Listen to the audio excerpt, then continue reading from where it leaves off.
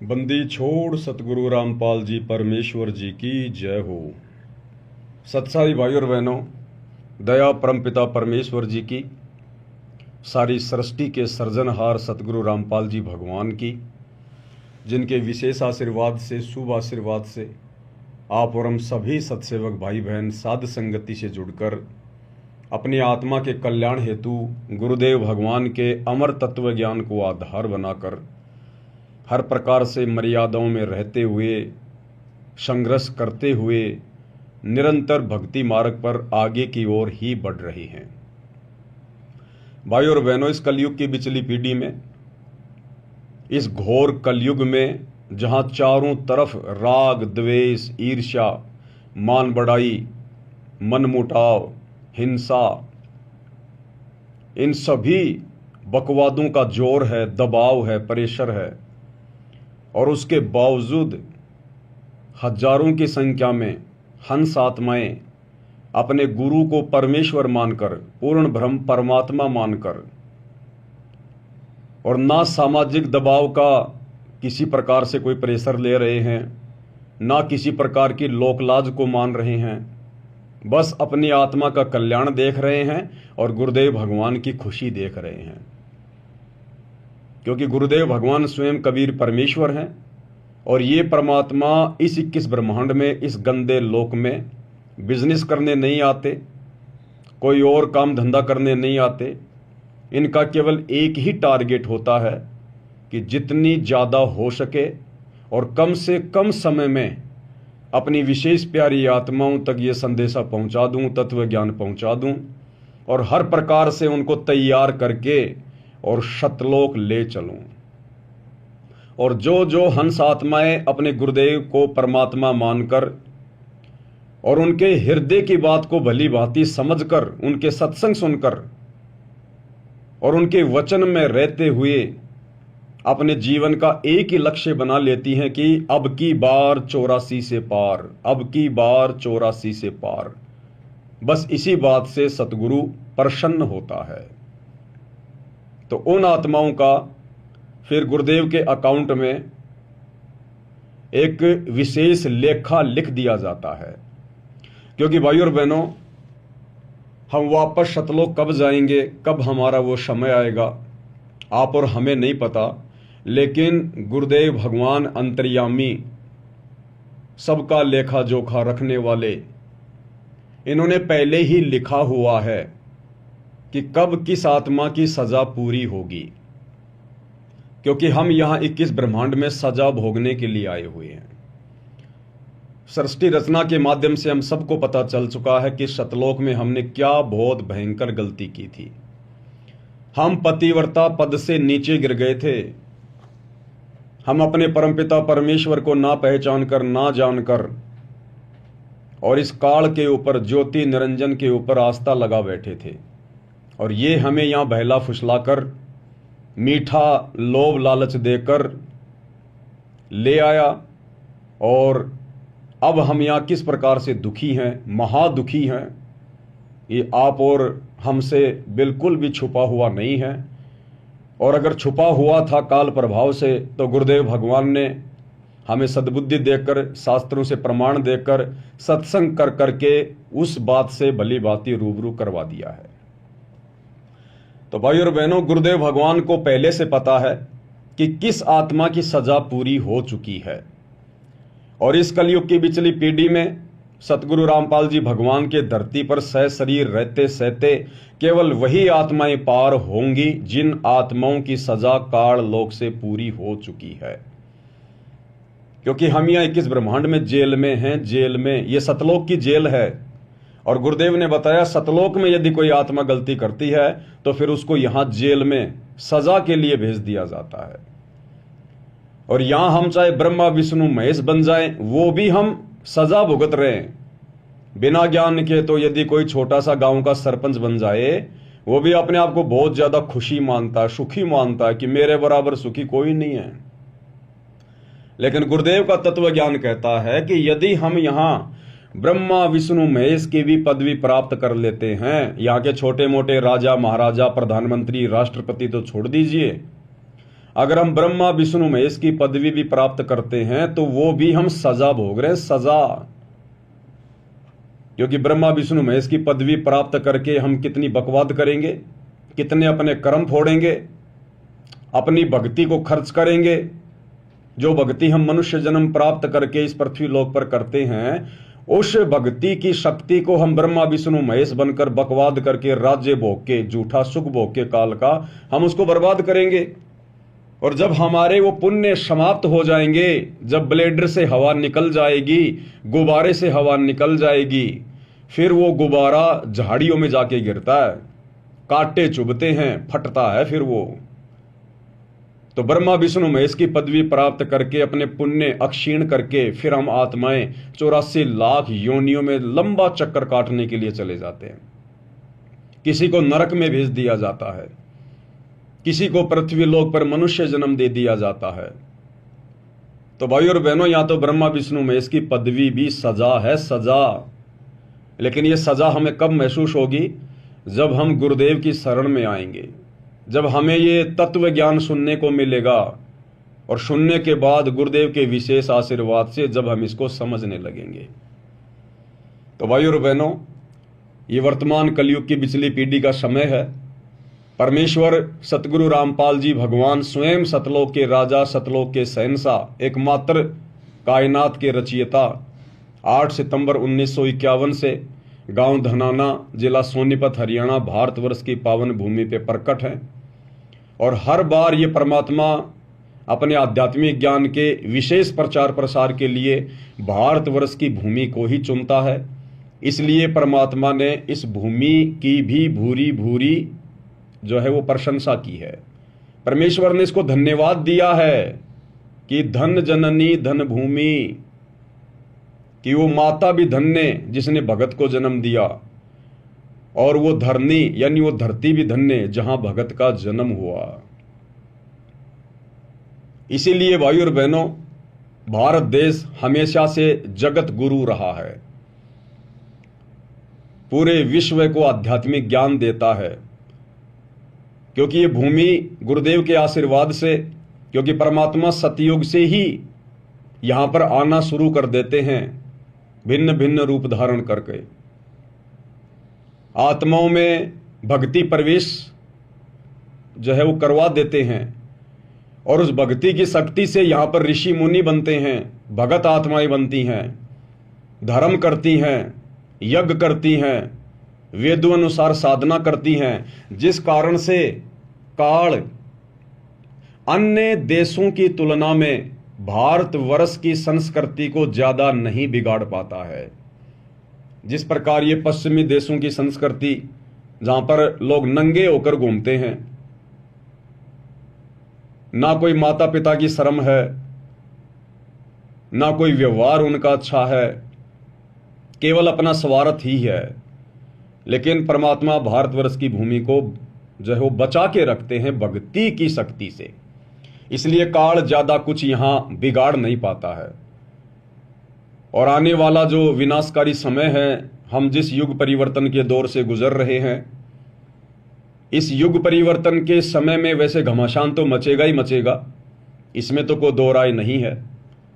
क्योंकि जो भक्तिहीन प्राणी हैं, जो भक्ति के योग्य आत्माएं नहीं हैं, उन आत्माओं को यहां से जाना पड़ेगा, ताकि आने वाले समय में वे आत्माएं आप और हमें डिस्टर्ब ना करें, आप और हमारी भक्ति में कोई बाधा उत्पन्न ना करें।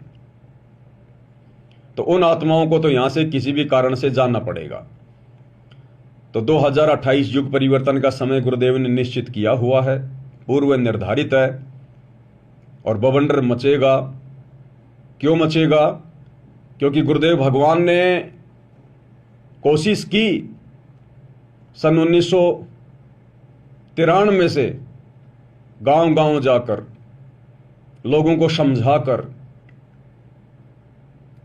अब गुरुदेव ने केवल एकमात्र भारत को थोड़ी समझाना है, पूरे विश्व में उन्हीं की आत्माएं हैं। तो गुरुदेव भगवान ने फिर अपनी वचन शक्ति से आप और हमें सोशल मीडिया दी। ये विज्ञान धीरे धीरे गुरुदेव भगवान के आशीर्वाद से आगे बढ़ने लगी। क्योंकि आप देखिए भाई और बहनों, जो कलयुग का जो ये दूसरा जो ये चरण है, जो बिचली पीढ़ी है, ये 1951 से शुरू हुई है। इस कलयुग का जो प्रथम चरण था वो था जब कबीर परमात्मा, यही सतगुरु रामपाल जी आज से 650 साल पहले बनारस के काशी शहर में लहरतारा तालाब पर एक विकसित कमल के फूल पर शिशु रूप में सशरीर सुबह ब्रह्म मुहूर्त में प्रकट हुए थे। सन 1398 वो दिन इस कलयुग की जो है प्रथम चरण था, वो प्रथम चरण का दिन था वो। तो सन 1398 से लेकर और जब परमात्मा मगर से अपनी लीला करके सशरीर सतलोक को गए सन 1518, तो ये जो बीच का समय था ये कलयुग की बिचली पीढ़ी का समय था। अब ये भी देखो भाई और बहनों, आप और हमारे लिए एक बहुत ही अच्छी शिक्षा देने वाला विषय है। कलयुग को स्टार्ट हुए तो 5500 साल हो गई, लेकिन कलयुग स्टार्ट होते ही कलयुग का प्रथम चरण नहीं माना जाता। कलयुग का प्रथम चरण परमात्मा ने किस समय को सेलेक्ट किया? जितने दिन कबीर परमात्मा यानी 120 साल धरती पर रहे 650 साल पहले, केवल उसी समय को परमात्मा ने कलयुग की बिचली पीढ़ी का समय निर्धारित किया, निश्चित किया। सन 1398 से 1518, उसके बाद वो समय समाप्त हो गया। अब गुरुदेव भगवान कई बार सत्संगों में जिक्र करते थे कि बच्चों अब पुनः सन 1951 से कलयुग की पीढ़ी का दूसरा जो ये चरण है वो शुरू हो चुका है, लेकिन आप और हम समझ नहीं पा रहे थे। अब गुरुदेव के आशीर्वाद से समझ में आया कि जब जब वो कबीर परमात्मा धरती पर सशरीर प्रकट होता है, आता है अपनी आत्माओं को विशेष ज्ञान देने के लिए, तत्व ज्ञान देने के लिए, और जब तक परमात्मा धरती पर रहता है, जो पूरा जीवन एक लीला करता है, जब तक परमेश्वर रहते हैं तब तक ही वो समय रहता है, वो चरण रहता है। तो वर्तमान जो कलयुग की बिचली पीढ़ी चल रही है ये 8 सितंबर 1951 से शुरू हुई है, क्योंकि उस दिन कबीर परमेश्वर सतगुरु रामपाल जी सतलोक से सशरीर चलकर धरती पर प्रकट हुए। और जब तक गुरुदेव भगवान सशरीर संत रूप में धरती पर रहेंगे, उनके चरण कमल रहेंगे, तब तक ही कलयुग की दूसरी पीढ़ी का चरण रहेगा। इसलिए मोक्ष प्राप्त करने का सुनहरा अवसर, गोल्डन चांस केवल तब तक ही है जब तक सतगुरु रामपाल जी भगवान सशरीर धरती पर हैं। उसके बाद कलयुग की बिचली पीढ़ी का वो चरण समाप्त हो जाएगा। केवल ये मार्ग चलेगा, ये भक्ति चलेगी, लेकिन गुरुदेव के सतलोक गमन करने के बाद आत्माएं मोक्ष प्राप्त नहीं कर पाएंगी। इसलिए भाई और बहनों, आप और हमने ज्ञान को आधार बनाकर अपनी हर प्रकार की कमजोरियों को बाहर निकालकर और तन मन धन से सिर धड़ की बाजी गुरुदेव के चरणों में अपनी आत्मा के कल्याण के लिए लगा देनी है कि यो सौदा फिर नाही रे संतो, यो सौदा फिर नाही, और अब की बार 84 से पार। यानी अब हमने दाएं बाएं ऊपर नीचे देखना ही नहीं है। समाज, परिवार, रिश्तेदार, हमने उनकी उन ज्ञान विरुद्ध परंपराओं को, मर्यादाओं को, रीति रिवाजों को देखना ही नहीं है। आज भले दुनिया नाराज हो जाए, 100 बार हो जाए, 1,00,000 बार हो जाए, अब हमने गुरुदेव भगवान को नाराज होने का मौका नहीं देना है। रूठो चाहे जग सारा, पर रूठे ना परमेश्वर हमारा। भाई घर छूटो चाहे जग रूठो, चाहे रूठो ये संसारा हो, कौन सुनेगा मेरी काल लोक में, जय गुरु रूठ गया मेरा हो। इसलिए भाई और बहनों, अब हमारा केवल एक ही लक्ष्य होना चाहिए, एक ही टारगेट होना चाहिए कि अब की बार 84 से पार। हालांकि परमात्मा तो निश्चित करके आते ही हैं कि कितनी आत्माओं का मोक्ष होगा, कितनी आत्माओं का वो ठीक का समय आ चुका है, कितनी आत्माओं की काल लोक से सजा पूरी हो चुकी है, वो आत्मा तो जाएंगी ही जाएंगी। उन आत्माओं को चाहे काल कितना ही बिगाड़ने का प्रयास करे, कितना ही डराने का, धमकाने का, तोड़ने का प्रयास करे, उन आत्माओं पर गुरु की विशेष रजा होने के कारण काल अंत में उनका कुछ नहीं कर पाएगा। उनको तो परमात्मा ने एन केन और प्रकरण लेकर ही जाना है, एट द कॉस्ट, किसी भी कीमत पर। लेकिन ये सुनहरा मौका उन आत्माओं के पास भी है। वो आत्माएं भी अपनी सजा कंप्लीट करवा सकती हैं, जिनकी थोड़ी बहुत सजा अभी भी बाकी है, रह रही है। क्योंकि गुरुदेव ने बताया, गरीब निर्गुण सरगुण एक है, दूजा ब्रह्म विकार, और निर्गुण साहिब एक है, सरगुण संत विचार। कुछ ऐसी वाणी है मालिक की। यानी ये कबीर परमात्मा सतगुरु रामपाल जी जब निर्गुण रूप में सतलोक में बैठे रहते हैं, सारी सृष्टि का संचालन करते हैं एक जगह बैठकर, उस समय ये परमात्मा इस 21 ब्रह्मांड की आत्माओं को और अक्षर पुरुष के 7 संख ब्रह्मांड की आत्माओं को केवल उनके भाग्य के अनुसार ही सुख या दुख प्रदान करता है। अगर किसी के भाग्य में दुख है तो सतलोक में बैठा हुआ यह कबीर परमात्मा सतगुरु रामपाल जी उसे सुखी नहीं कर सकता। अगर किसी के भाग्य में सुख है तो किसी भी प्रकार का उसको दुख नहीं मिल सकता, जब तक उसके पुण्य है, जितना उसके भाग्य में, उसके प्रारब्ध में, उसकी डेस्टिनी में, उसकी किस्मत में परमात्मा ने लिख दिया है, वैसा ही होगा। लेकिन जब वो निर्गुण रूप में सतलोक में बैठा हुआ कबीर भगवान सतगुरु रामपाल जी जब सरगुण रूप में, संत रूप में, सतगुरु रूप में, तत्वदर्शी संत के रूप में धरती पर प्रकट होते हैं, उस समय वो परमात्मा हम आत्माओं के भाग्य को चेंज भी कर सकता है, हमारे भाग्य में लिखे हुए दुखों को सुखों में तब्दील कर सकता है, हमें भाग्य से अधिक दे सकता है। इसलिए आज उन आत्माओं के पास भी मौका है जिन आत्माओं की अभी काल लोक से सजा पूरी नहीं हुई है। इसलिए हम सभी ने सिर धड़ की बाजी लगानी है, क्योंकि ना तो मुझे पता क्या वास्तु में मेरा समय आ चुका है, क्या ये मेरा लास्ट जन्म है, ये बात ना तो मुझे पूरी तरह से पता है, ना आपको पूरी तरह से पता है। यानी ना तो उन भक्तों को पता जिनकी सजा का समय पूरा हो चुका है, और ना उनको पता जिनकी सजा थोड़ी बहुत पूरी है। इसलिए कोशिश सबने सिर धड़ की बाजी लगाकर करनी है। इसलिए भाइयों और बहनों, ये अंतिम दांव है, अंतिम चांस है। और इस समय यदि हम रह गए किसी भी कारण से, कारण तो आप और हमारी कमजोरी होगा, दूसरा तो कोई कारण होगा ही नहीं।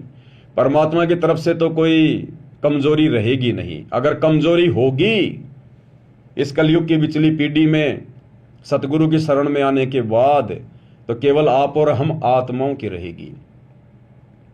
तो हमने हर प्रकार की कमजोरी को इस ज्ञान को आधार बनाकर ही और गुरुदेव भगवान को प्रसन्न करके ही पूरा करना है। क्योंकि गुरुदेव कहते हैं, इन बातों के पाइए कर सतगुरु नजर निहाल, और राजी कर सतगुरु रूठे नू।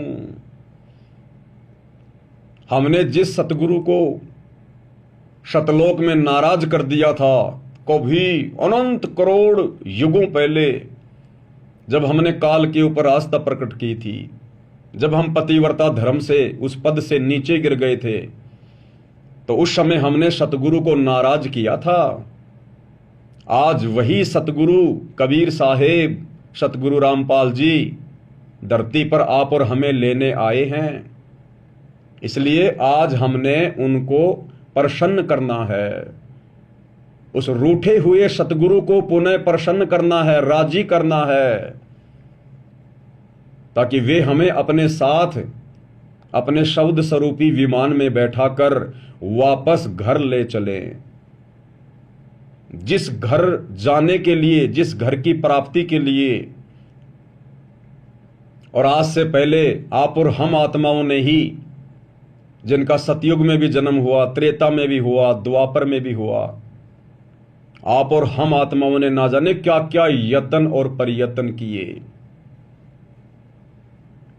परमात्मा कहते हैं ना, या गिद्दड़ वाली रात 84,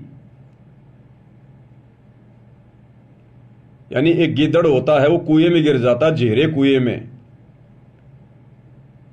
अब जंगल में कौन सुने उसकी आवाज, और कुआं भी गहरा, और वो बहुत ज्यादा वो प्रयास करता है बाहर निकलने का, लंबी लंबी वो छलांगा मारता है। या गिद्दड़ वाली रैन 84, आन पड़या हूं झेरे में, ऊंची ऊंची लाई छलांगा, यतन किए बहुतेरे में। तो वो गिद्दड़ बहुत ज्यादा यत्न करता है, प्रयत्न करता है, चिल्लाता है, चीखता है कि शायद कोई मेरी मदद कर दे, मैं यहां से बाहर निकल जाऊं। लेकिन वो इतनी ऊंची छलांग नहीं लगा पाता कि कुएं से बाहर निकल जाए, और सुनने वाला भी वहां कोई नहीं। अंत में उसको वहां भूखा प्यासा मरना पड़ता है, उसकी दुर्गति होती है, तड़प तड़प के मरता है वो गिद्दड़, जो जंगल में किसी गहरे कुएं में गिर जाता है। तो आप और हम इस 21 ब्रह्मांड रूपी काल के झेरे कुएं में गिरे हुए हैं। और गुरुदेव ने कहा कि पुण्यात्माओं, सतयुग से लेकर त्रेता द्वापर में युगों युगों तुम लोगों ने इस झेरे कुएं से बाहर निकलने के लिए बहुत यत्न किए, प्रयत्न किए, घर छोड़ा, बाल बच्चे छोड़े, संपत्ति छोड़ी, वैराग्य धारण किया, साधु बने, कभी संत बने, कभी जंगल में गए, कभी गुफाओं में गए, अपना शरीर गाड़ दिया, लेकिन तुम इस झेरे कुएं से बाहर निकल ना पाए, क्योंकि रास्ता नहीं था, मार्ग नहीं था, विकल्प नहीं था। गुरुदेव कहते हैं ना कि लकड़ी की कुल्हाड़ी से यदि आप किसी पेड़ को काटना चाहोगे, वो नहीं कटेगा, इम्पॉसिबल। उसके लिए तो लोहे की तीखी कुल्हाड़ी चाहिए, यानी साधन भी बिल्कुल परफेक्ट चाहिए। इस झेरे कुएं 21 ब्रह्मांड से निकलने के लिए हमें भक्ति मार्ग चाहिए, सच्चा सतगुरु चाहिए, मार्गदर्शक चाहिए, और वे हमें जो विधि बताएं, जो भक्ति रूपी जो कुल्हाड़ी वो हमें दें, उसके बाद हमने इस काल के पैरों पे जो है वो प्रहार करना है, तब हम यहां से बाहर निकल सकते हैं। तो आज भाई और बहनों, आप और हमारा वो समय आ गया। आज आप और हमारा सौभाग्य जो उन आत्माओं को नहीं प्राप्त हुआ जिनकी लाखों लाखों वर्ष की उम्र हुआ करती थी, और पूरा पूरा जीवन नंगे प्यासे रह के बेचारे परमात्मा प्राप्ति के लिए यत्न कर रहे थे, लेकिन झेरे कुएं से बाहर नहीं निकल पाए। तो आज आप और हमारा वो सौभाग्य, आज हमें वो मार्गदर्शक मिल गया, सच्चा सतगुरु मिल गया, और यहां से बाहर निकलने का कंप्लीट कोर्स दे दिया। तो अब यदि कोई कमजोरी रहेगी तो केवल आप और हम भगत आत्माओं की रहेगी, भगवान की कोई कमजोरी किसी प्रकार की नहीं है। इसलिए भाई और बहनों, हमने कोशिश करनी है सबसे पहले आप और हमारे लिए केवल भक्ति, गुरुदेव भगवान की सेवा, उनकी पूजा, यानी सेवा पूजा भक्ति यही है कि गुरुदेव ने हमें जो भक्ति की खुराक दे दी है, हमने उसको टाइम टू टाइम, और जो विधि गुरुदेव ने बता दी है उस विधि से हमने लेते रहना है। और कुछ भी हो जाए, कितना ही बड़ा संकट आता दिखाई दे, और मान लीजिए आ भी जाए, तो भी हमने भक्ति मार्ग से दूरी नहीं बनानी। अपने मन में किसी प्रकार का कोई दोष पैदा नहीं होने देना, चाहे पूरा परिवार क्यों ना खत्म हो जाए, क्योंकि ये परिवार ना जाने कितनी बार खत्म हो चुके हमारे, कोई पहली बार थोड़ी होगा। अगर होना होगा, वैसे तो सतगुरु की शरण में आने के बाद कांटा भी नहीं लगता। गुरुदेव कहते हैं अगर मर्यादा में रहोगे तो, अगर विश्वास तुम्हारा पक्का है तो कांटा भी नहीं लगने देगा परमात्मा। ये तो कांटे निकालने वाला भगवान है, कांटे चुभाने वाला थोड़ी है। लेकिन किसी कारण से हो सकता है हमारे हित में, हमारे भले में, वो सूली की सजा मान लो अगर कांटे में वो टल रही है, ऐसी कोई आपत्ति, कोई परेशानी भी आ जाए, तो भी हमने अपने विश्वास को, गुरुदेव के ज्ञान को आधार बनाकर डगमग नहीं होने देना। परमात्मा कहते हैं द्वार धनी के पड़ा रहे चाहे धक्के धनी के खा, शो काल झक जोर ही पर द्वार छोड़ ना जा। काल तो कोशिश करेगा हर प्रकार से तोड़ने का, मरोड़ने का, लोकलाज में फंसाने का, दबाव बनाएगा, डराएगा, धमकाएगा, मन में सौ प्रकार की चिंताएं पैदा करेगा। लेकिन आप और हमने गुरुदेव के ज्ञान आधार रूपी रस्सी को पकड़ के रखना है, जकड़ के रखना है। और फिर हम आत्माओं के दृढ़ विश्वास को देखकर परमात्मा फिर हमारे साथ ही तो रहता है, हमारे पीछे तो रहता है परमात्मा। और अपनी वाणी में फिर गुरुदेव कहते हैं, जय तू चाले एक कदम मैं चालूं कदम 60, कि अगर तू भक्ति मार्ग पर मेरे ऊपर विश्वास कर कर ज्ञान को आधार बनाकर अगर तू एक कदम भी आगे बढ़ेगा तो गुरुदेव कहते हैं बेटा तेरे लिए, तेरे भविष्य के लिए, तेरे संकटों का विनाश करने के लिए मैं 60 कदम आगे चलूंगा, 60 कदम। जय तू चाले एक कदम मैं चालूं कदम 60, और जय तू हो जा काठ का, काठ यानी लकड़ी, तो मैं हो जाऊं लोहे की लाठ। और साथ में फिर हमें हिदायत भी दे रहे हैं कि जय तू हो जा काठ का, यानी अगर तेरे अंदर जरा भी अहंकार आ गया, अभिमान आ गया, मन में दोष आ गया, अगर तू लकड़ी की तरह हो गया, जरा भी टाइट हो गया ना, जय तू हो जा काठ का, तो परमात्मा कहते फिर मैं तेरा बाप हूं, फिर मैं हो जाऊं लोहे की लाठ। तू अगर लकड़ी बनेगा तो फिर मैं लोहा बन के बैठ जाऊंगा, फिर ध्यान रख लेना। इसलिए भाई और बहनों, गुरुदेव हमें बार बार समझाते कि भक्ति मार्ग पर पूर्णतः सफलता प्राप्त करने के लिए आधिनी के पास है पूर्ण ब्रह्म दयाल, और मान बढ़ाई मारियो बेअदबी सिरकाल। यानी अहंकार का और सतगुरु रामपाल जी भगवान का, इस परमेश्वर का तो खड़ा एक्सीडेंट है, खड़ा एक्सीडेंट। इसलिए भाई और बहनों, हमने हर प्रकार से हर भक्ति विधि में रहते हुए और गुरुदेव के द्वारा बताए गए प्रत्येक फॉर्मूले को इसी प्रकार से अपने जीवन में लागू करते हुए निरंतर आगे की ओर बढ़ना है। क्योंकि अब की बार हमारा केवल एक ही लक्ष्य है, एक ही टारगेट है, अब की बार 84 से पार। तो भाई और बहनों, गुरुदेव भगवान के विशेष आशीर्वाद से, उनकी रजा से विशेष संदेशों के ऊपर वीडियो बनाने की श्रृंखला जारी है। आज इसी श्रृंखला में विशेष संदेश नंबर 13 का एपिसोड नंबर 11 है। तो आज का वीडियो हम शुरू करें उससे पहले पूज्य गुरुदेव भगवान की वंदना करेंगे, जयकारा लगाएंगे, गुरुदेव भगवान से आशीर्वाद प्राप्त करते हैं। बंदी छोड़ सतगुरु रामपाल जी भगवान की जय हो।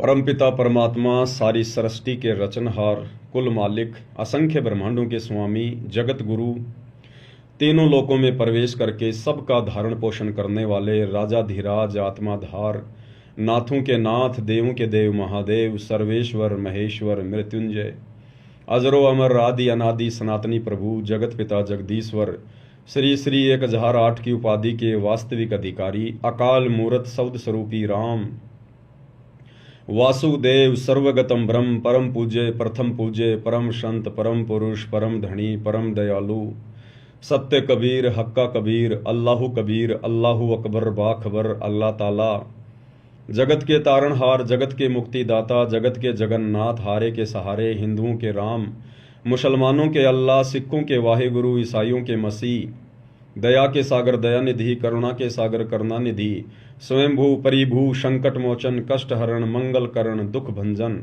अविगत कबीर, निर्विकार निर्विषम परमात्मा, अलय अलेख सतगुरु, आदि अनादि सतगुरु, असली मर्यादा पुरुषोत्तम, असली राम, असली कृष्ण, असली घनश्याम, असली मुरारी, राजाओं के राजा, महाराजाओं के महाराजा, शहंशाहों के शहंशाह, सम्राटों के सम्राट, भगवानों के भगवान, अल्लाहों के अल्लाह, प्रभुओं के प्रभु, मसीहाओं के मसीह, सच्चे वाहेगुरु, बाबाओं के बाबा, पीरों के पीर, सेठों के सेठ, जगत सेठ, सावड़सा सेठ, सर्वगुण संपन्न, अनंत कोटि कलाओं के स्वामी, अनंत कोटि ब्रह्मांडों के नायक, योगियों में महायोगी, ध्यानियों में महाध्यानी, सिद्धों में परम सिद्ध, ज्ञानियों में तत्व ज्ञानी, ब्रह्म ज्ञानी, महाज्ञानी, परम ज्ञानी, सर्वश्रेष्ठ ज्ञानी, विज्ञानी, युवा कबीर, समर्थ कबीर, असमवात, अमित ओजा, सच्चे रहनुमा, करीम अल्लाह, सुभान अल्लाह, दुनिया के अंतिम पैगंबर 8 सितंबर 1951 से गांव धनाना, जिला सोनीपत, हरियाणा, भारतवर्ष की पावन भूमि पे प्रकट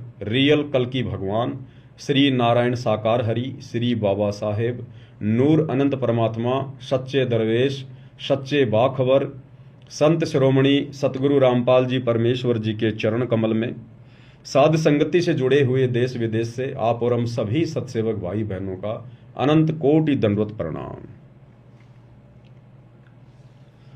तो भाई और बहनों, गुरुदेव भगवान की विशेष रजा और उनकी विशेष रजा का विशेष संदेशों के माध्यम से विशेष फायदा उनकी विशेष आत्माएं ही उठा सकती हैं। और वो भाई बहन तमाम विशेष आत्माओं की श्रेणी में हैं, संज्ञा में हैं, जिनको गुरुदेव भगवान ने बरवाला कांड के बाद अपना विशेष आशीर्वाद देकर साध संगति से जोड़ रखा है। और साध संगति से जुड़कर जो आत्माएं धीरे धीरे अपने आप को मरा हुआ समझने लग रही हैं, जिन आत्माओं को अपनी भक्ति और मर्यादाओं के अलावा किसी भी चीज की कोई विशेष चिंता नहीं है, जिन्होंने अपना एक ही टारगेट बना लिया, अब की बार 84 से पार, तो ये विशेष संदेश उन्हीं आत्माओं को समझ में आएंगे। अन्य भाई बहन इन गुरुदेव भगवान की ज्ञान आधारित बातों को सुनकर भी, क्योंकि आप और हम दो कोटि के जीव अगर कुछ भी बोलते हैं तो गुरुदेव के ज्ञान को सामने रख के बोलते हैं, क्योंकि आप और हमारे पास में कुछ भी नहीं है, कुछ भी। लेकिन गुरुदेव ने हमें बहुत कुछ बना दिया, बहुत कुछ। यहां के शंकराचार्यों से सैकड़ों गुना ऊपर बना दिया परमात्मा ने। इसलिए परमेश्वर ने साध संगति के माध्यम से आप और हमें अधिकार दिया है, आशीर्वाद दिया है, दृढ़ता प्रदान करने का, कि सत्संग में बूटे साधु एक से एक अगाधु, नर उनकी शरणा लाग जिनकी झुकी तड़े ने डाली। गुरुदेव कहते हैं कि अपने गुरु के सत्संग सुनने के बाद अपने भगत भाई बहनों के बीच में बैठकर, और विशेषकर उन भक्तों के बीच में मंडली बनाकर बैठना चाहिए जो भगत भाई बहन काफी समय से भक्ति मार्ग से जुड़े हुए हैं, जो पुराने भगत भाई बहन हैं। उनके बीच में बैठने से परमात्मा की चर्चा होगी और बहुत सारे भक्ति के नए नए कंसेप्ट निकलकर सामने आएंगे। वो बातें सुन सुनकर उन पुराने भक्तों के मुख से और नए भक्तों का विश्वास दृढ़ होगा, गुरुदेव के चरणों में उनकी श्रद्धा बनेगी, उनकी आस्था दृढ़ होगी। इसलिए गुरुदेव ने साध संगति को विशेष महत्व दिया है कि साध संगति हरि भक्ति बिन कोई न उतरे पार, और निर्मल आदि अनादि है गंदा सब संसार। तो भाई और बहनों, अब आप विचार करो, थोड़ा सा कॉमन सेंस का इस्तेमाल करो कि वर्तमान में गुरुदेव भगवान का सत मिशन, उनका 13वां यथार्थ कबीर पंथ कहां से चल रहा है। क्योंकि गुरुदेव भगवान ने जो भी कुछ कहना था, जो बताना था, हमें जो मार्गदर्शन देना था, सब कुछ दे दिया सत्संगों के माध्यम से। और हमारी परीक्षा के लिए, हमारे को जांचने के लिए, परखने के लिए, जैसे हीरे को जांचा जाता है, परखा जाता है, अहरण के ऊपर रख के घण की चोट मारी जाती है, अगर जरा भी अगर वो टूट जाता है, वो क्रिच हो जाता है, तो वो 2 आने का भी नहीं, उसको फेंक दिया जाता है, कोडियों के भाव जाता है, कोडियों के भाव। और जिसके ऊपर घण की चोटों पे चोट मारने के बाद भी अगर वो टूटता नहीं है, निशान भी नहीं पड़ता है, तो उसकी कीमत करोड़ों में होती है। तो 2014 बरवाला कांड के बाद का जो समय है, ये समय गुरुदेव अपने हीरों को परख रहे हैं हिसार जेल में जाकर बैठकर। तो गुरुदेव भगवान तो बैठ गए जाकर हिसार जेल में। अब पीछे क्या है? पीछे ये सतलोक आश्रम है। संगत कहां जाती है? इन आश्रमों में जाती है। तो विचार करो, गुरुदेव का मिशन चल कहां से रहा वर्तमान में, क्योंकि गुरुदेव तो जेल में जाकर बैठ गए। और पीछे ये जितने भी सतलोक आश्रम खुले हुए हैं, इन सतलोक आश्रमों के संचालकों की, गुरुदेव के परिवार की, इन कोऑर्डिनेटरों की एक की भी मर्यादा सुरक्षित नहीं है। गुरुदेव ने हमें जो मार्ग दिखाया, जो मर्यादा बताई, ये लोग लगातार उसकी धज्जियां उड़ा रहे हैं। इस भक्ति मार्ग में राजनीति का समावेश इन लोगों ने कर दिया। गुरुदेव ने कहा, बेटा राजनीति नहीं करनी, हम एक धार्मिक संस्था चलाते हैं, हमारा राजनीति और राजनेताओं से कोई संबंध नहीं है, हमने तो मोक्ष प्राप्त करना है, सतलोक चलना है, यहां की राजनीति तो बहुत गंदी है। लेकिन 2019 में इसी सतलोक आश्रम ने कांग्रेस का सपोर्ट किया, 2024 में लोकसभा चुनाव में बीजेपी का सपोर्ट किया, और अन्य छोटे मोटे राजनेताओं से तो अपने धार्मिक स्वार्थों के लिए, अपने राजनीतिक स्वार्थों के लिए ये लोग मिलते ही रहते हैं, आडंबर करते ही रहते हैं। तो धज्जियां उड़ाई गुरुदेव के वचनों की। गुरुदेव ने कहा, बेटा मोबाइल में भी गेम नहीं खेलना। लेकिन इन लोगों ने बरवाला में, धनाना के गांव वालों के लिए और बैडमिंटन का स्टेडियम बनवा दिया करोड़ों रुपए का। गुरुदेव के आदेशों की, उनके वचनों की धज्जियां उड़ाई गई। गुरुदेव ने कहा, बेटा हमने मोबाइल में कार्टून वगैरह नहीं देखने। इन लोगों ने कहा, गुरुजी कोई बात नहीं, कार्टून नहीं देखेंगे, हम तो आपका ही कार्टून बना देंगे। और इन लोगों ने एक 25 मिनट की, अभी 28 जून 2025 को जो एक 3D फिल्म चलाई है, इन्होंने गुरुदेव भगवान का ही कार्टून बना दिया और पूरी संगत को दिखा दिया, सबकी मर्यादा तुड़वा दी। गुरुदेव ने कहा कि हमने मोबाइल में कार्टून नहीं देखना। इन लोगों ने गुरुदेव को कार्टून बनाकर और पूरी संगत को दिखा दिया। आदेशों की धज्जियां उड़ाई गई। गुरुदेव ने कहा कि हमारा संसार से कोई लेना देना नहीं है, जो लोग भक्ति मार्ग पर नहीं है वो हमारे लिए बाधक हैं, हमने उनके साथ बैठना भी नहीं चाहिए। दुनिया से ती दोस्ती, पड़े भजन में भंग, एकाएकी राम से या साधु के संग। या तो भगवान की भक्ति में लीन रहो, या मिलना उठना बैठना भी हो तो अपने भगत भाई बहनों के बीच में, यानी साध संगति ही करो। इन लोगों ने हरियाणा के जाट आरक्षण में लाखों भक्तों को बैठा दिया, महीने भर तक। सुबह जाते उनके धरनों पर, उनकी बकवादें सुनकर, गालियां सुनकर, अब जगत वाले क्या करेंगे? आरक्षण में बैठे हुए वो जाट भाई क्या कहेंगे? उनके मुख में तो वही बातें, बात बात पे गालियां। एक समय ये दास, बरवाला कांड हुआ ही था, उस समय ये दास हरियाणा के रोहतक में चला गया, जींद चौराहे पर, जहां पर एक नामदान सेंटर खुला हुआ था, जिसका संचालन हरियाणा का स्टेट कोऑर्डिनेटर अमन गोदारा कर रहा था। अमन गोदारा का वहां पर मकान है जींद चौराहे के पास। तो मैं चला गया वहां पर। अब शाम को ये 4-5 भगत वहां बैठे, सर्दियों का समय था, आग जला रखी थी, हाथ पैर सेक रहे थे। भक्ति की कोई बात नहीं, सांसारिक बातें, और वो भी आपस में गालियां निकाल निकाल के, मां बहन की आपस में, और सारे के सारे सारनामी और स्टेट कोऑर्डिनेटर। तो दास को थोड़ा अच्छा नहीं लगा, मैंने टोक दिया। मैंने कहा, भगत जी आप ये क्या कर रहे हो? आप तो बड़े पुराने पुराने भगत हो। अमन गोदारा जी, आप तो कहा करते थे कि जब मैं खेतों में, जब मैं ट्रैक्टर चलाया करता था, उस समय गुरुजी तो कई बार मेरे पास खेत में आ जाया करते थे, मैं ट्रैक्टर को रोक के फिर बैठ के बात किया करता था। इतने पुराने समय से मैं गुरुजी से जुड़ा हुआ हूं। और दास ने कहा कि आप लोग गालियां निकाल निकाल के बातें कर रहे हो, क्या गुरुदेव ने कभी बताया? ऐसी घटिया कभी शिक्षा दी गुरुदेव ने? तो हरियाणा का स्टेट कोऑर्डिनेटर अमन गोदारा मुझे बोला कि रे बागड़ी, बागड़ी यानी जो राजस्थान के लोग होते हैं उनको बागड़ी कहते हैं। बोला, रे बागड़ी तने बेरा को न्या। भाई किस बात का? बोले, ये हमारे हरियाणा की लैंग्वेज है, अरे या हेल्पिंग वर्ब है, जिसने तू गाड़ी कवे है ना, ये तो हरियाणा की भाषा में हेल्पिंग वर्ब है, हेल्पिंग वर्ब। इनके बिना तो हमारी बात ही पूरी ना होती।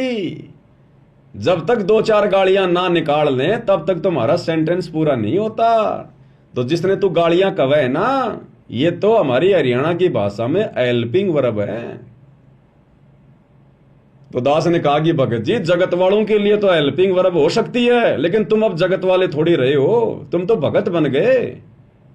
और तुम यदि इन हेल्पिंग वर्बों का अभी भी यूज करोगे तो हमारे जैसे छोटे मोटे भगत क्या सीखेंगे, अन्य नए भक्तों पे क्या असर पड़ेगा। बोले बाढ़ में जाओ, पढ़ो तो पढ़ो। बोले हमने के लिए कोई ठेकेदारी ले रखी से। तो ये हाल था भाई और बहनों इन बड़े बड़े कोऑर्डिनेटरों का। इसलिए दास इनको जड़ से जानता है, इन सभी लोगों को जड़ से। परमात्मा ने मुझे मौका दिया इन लोगों की संगति करने का। 2013 में जैसे ही गुरुदेव भगवान ने मेरे ऊपर नाम दीक्षा की रजा बख्शी, तो मुझे पता चला कि भाई यहां तो सेवा भी मिलती है।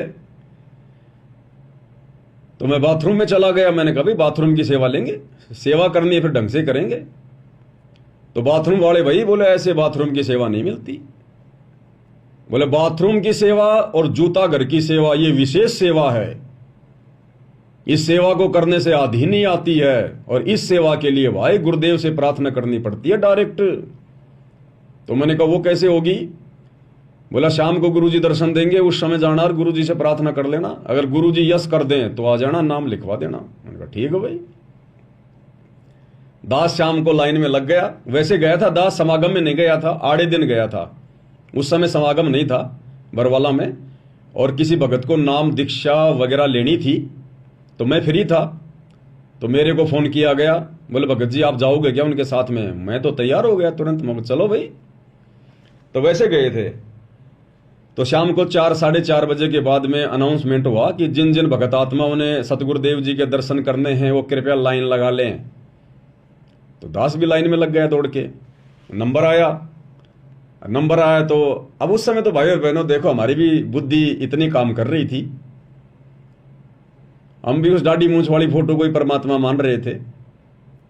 हालांकि गुरुदेव का जो दर्जा था हमारी नजरों में दाढ़ी मूंछ वाले से नीचे नहीं था, लेकिन बस वो गुलाम मिला सा ज्ञान था।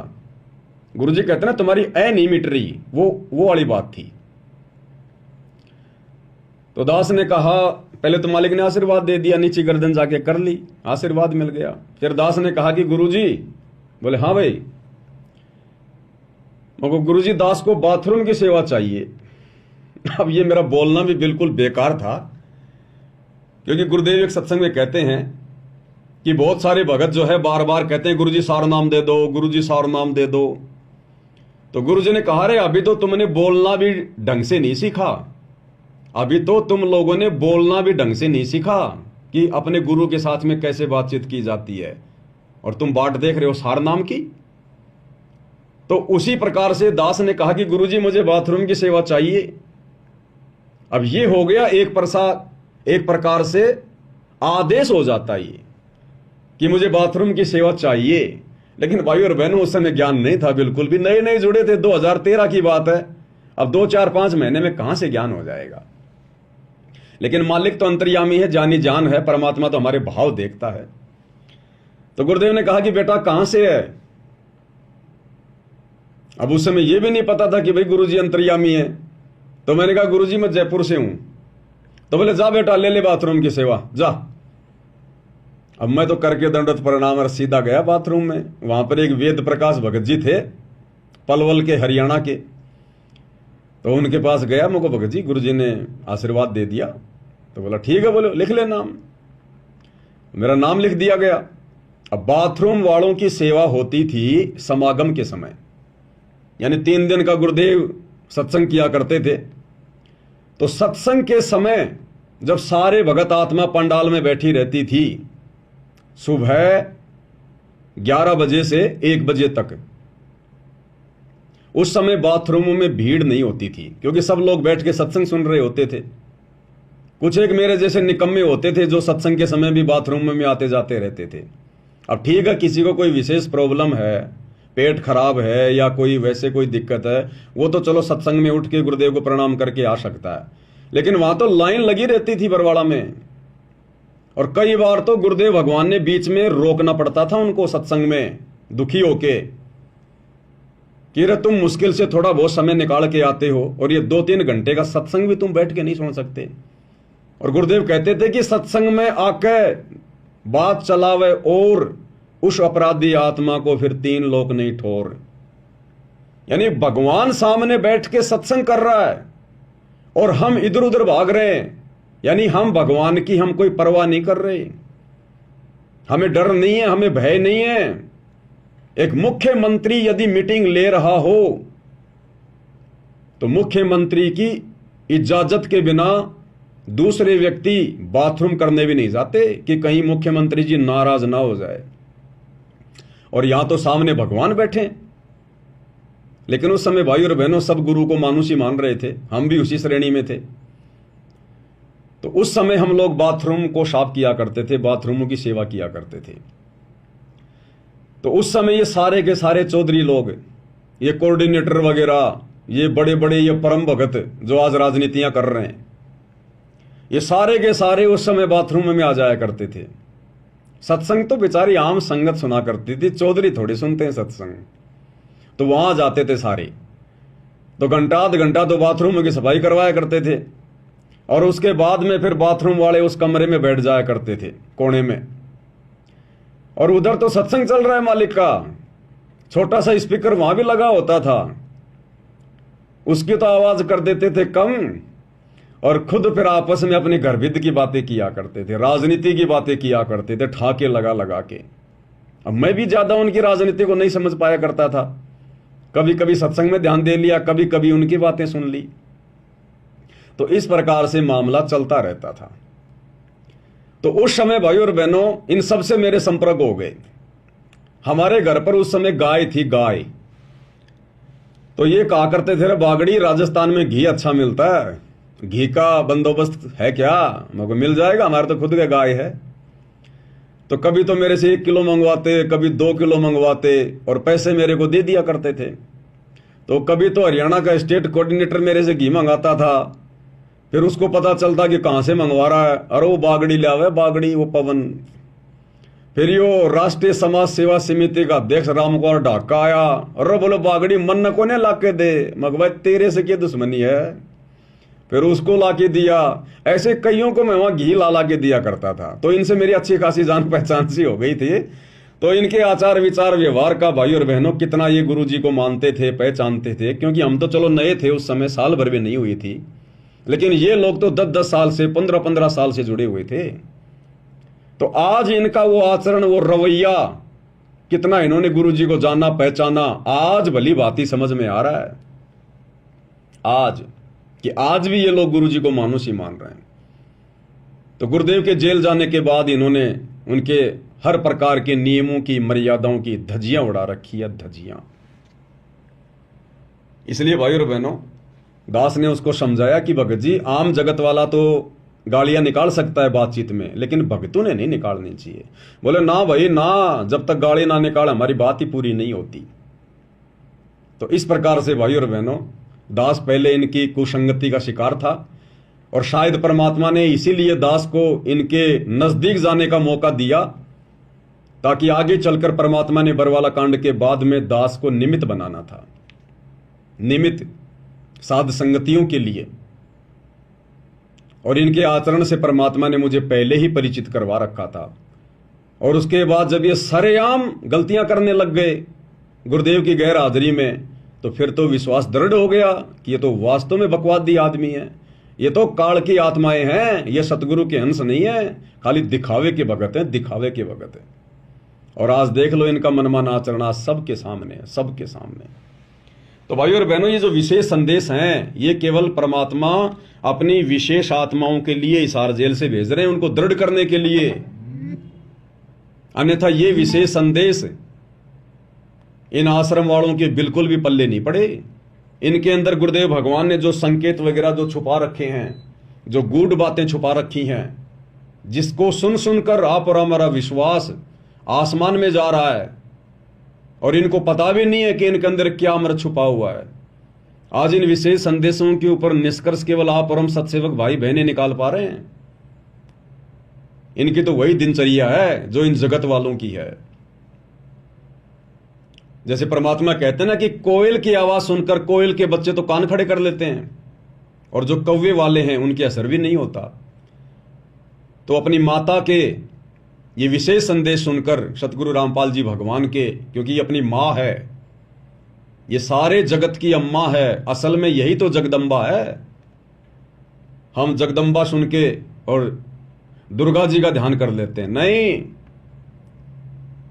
दास ने आपको पहले भी बताया था, इस काल ने इस प्रकार के जितने भी नाम हैं, राम, कृष्ण, ब्रह्मा, विष्णु, महेश, महादेव, ये सारे नाम इस काल ने अपने परिवार के लोगों के रख दिए, अपने तीनों बेटों के, फिर उनके जो अवतार जाते हैं उनके, अपनी पत्नी दुर्गा के, ताकि ये संसार इन्हीं में उलझा रहे। जबकि ये सारे के सारे नाम इस कबीर भगवान सतगुरु रामपाल जी के उपमात्मक नाम है। उपमात्मक नाम, जैसे जल के उपमात्मक नाम होते हैं, नीर, पानी, इस प्रकार से।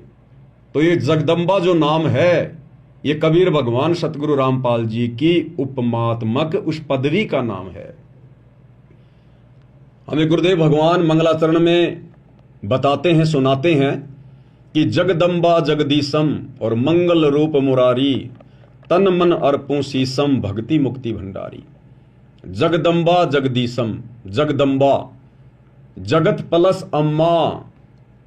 यथार्थ भक्ति बोध के सरलार्थ में जब हम वीडियो बना रहे थे तो गुरुदेव ने क्या वहां पर लिखा है, जगदम्बा का जगत प्लस अम्मा, यानी जो सारे संसार की मां है, जो सारे संसार का धारण पोषण जो करता है, असल में वो जगदम्बा है। तो कौन करता है? कबीर भगवान सतगुरु रामपाल जी। तो ये जगदम्बा शब्द भी गुरुदेव भगवान के लिए है, इस कबीर परमात्मा के लिए है। तो अपनी मां की भाषा को उसके बच्चे ही समझ सकते हैं।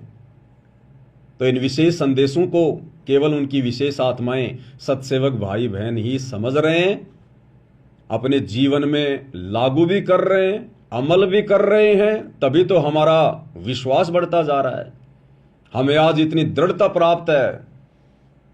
इस बेचारी नादान संगत को तो आप और हमारे जैसे भगत भाई बहनों ने ही मूर्ख बना दिया, मूर्ख बना दिया।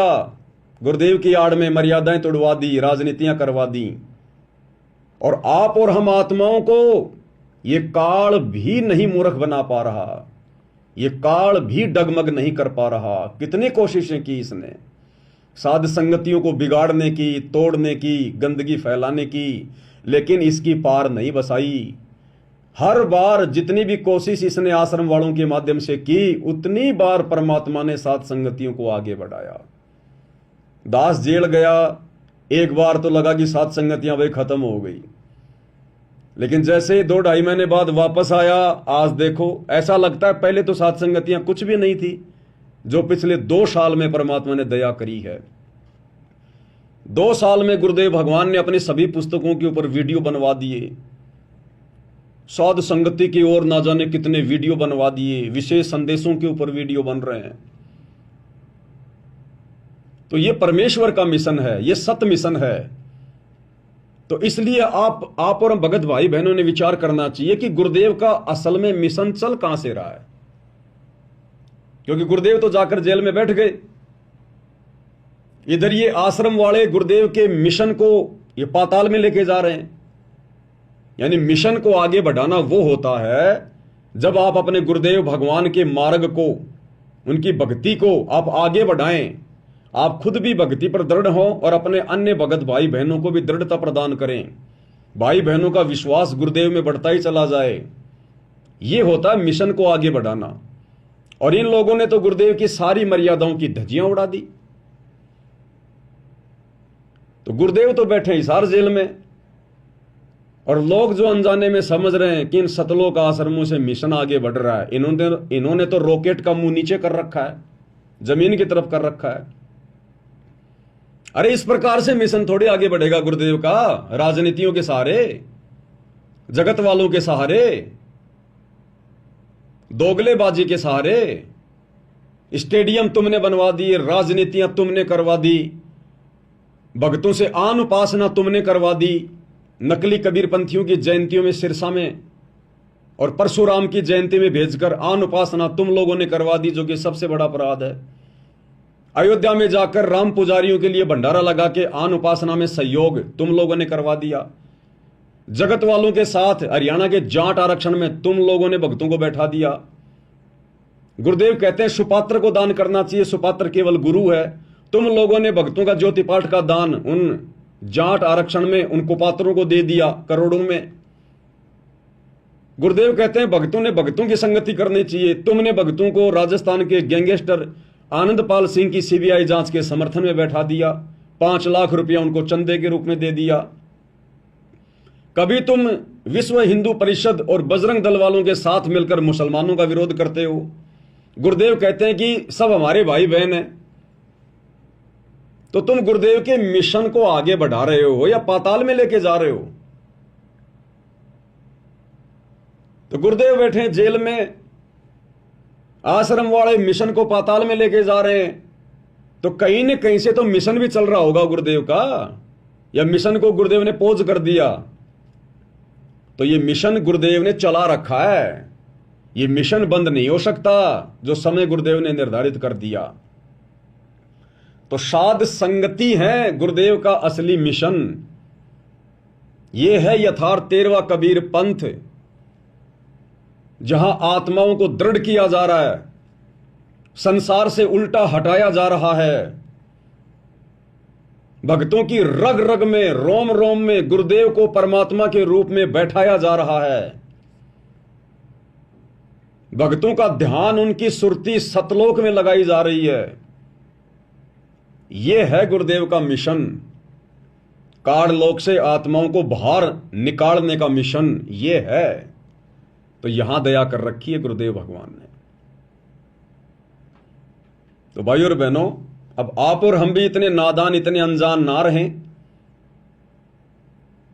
ये काल ज्यों ज्यों समय आगे बढ़ेगा भी ये त्यों त्यों ये हो सकता है और गंदगी फैलाने का प्रयास करे, क्योंकि नए नए हथकंडे अपनाएगा। इसको चैन बिल्कुल भी नहीं है। इसको पता है कि तेरा भोजन जाएगा, आत्माएं जाएंगी, तो ये हर प्रकार से गंदगी फैलाने का प्रयास करेगा।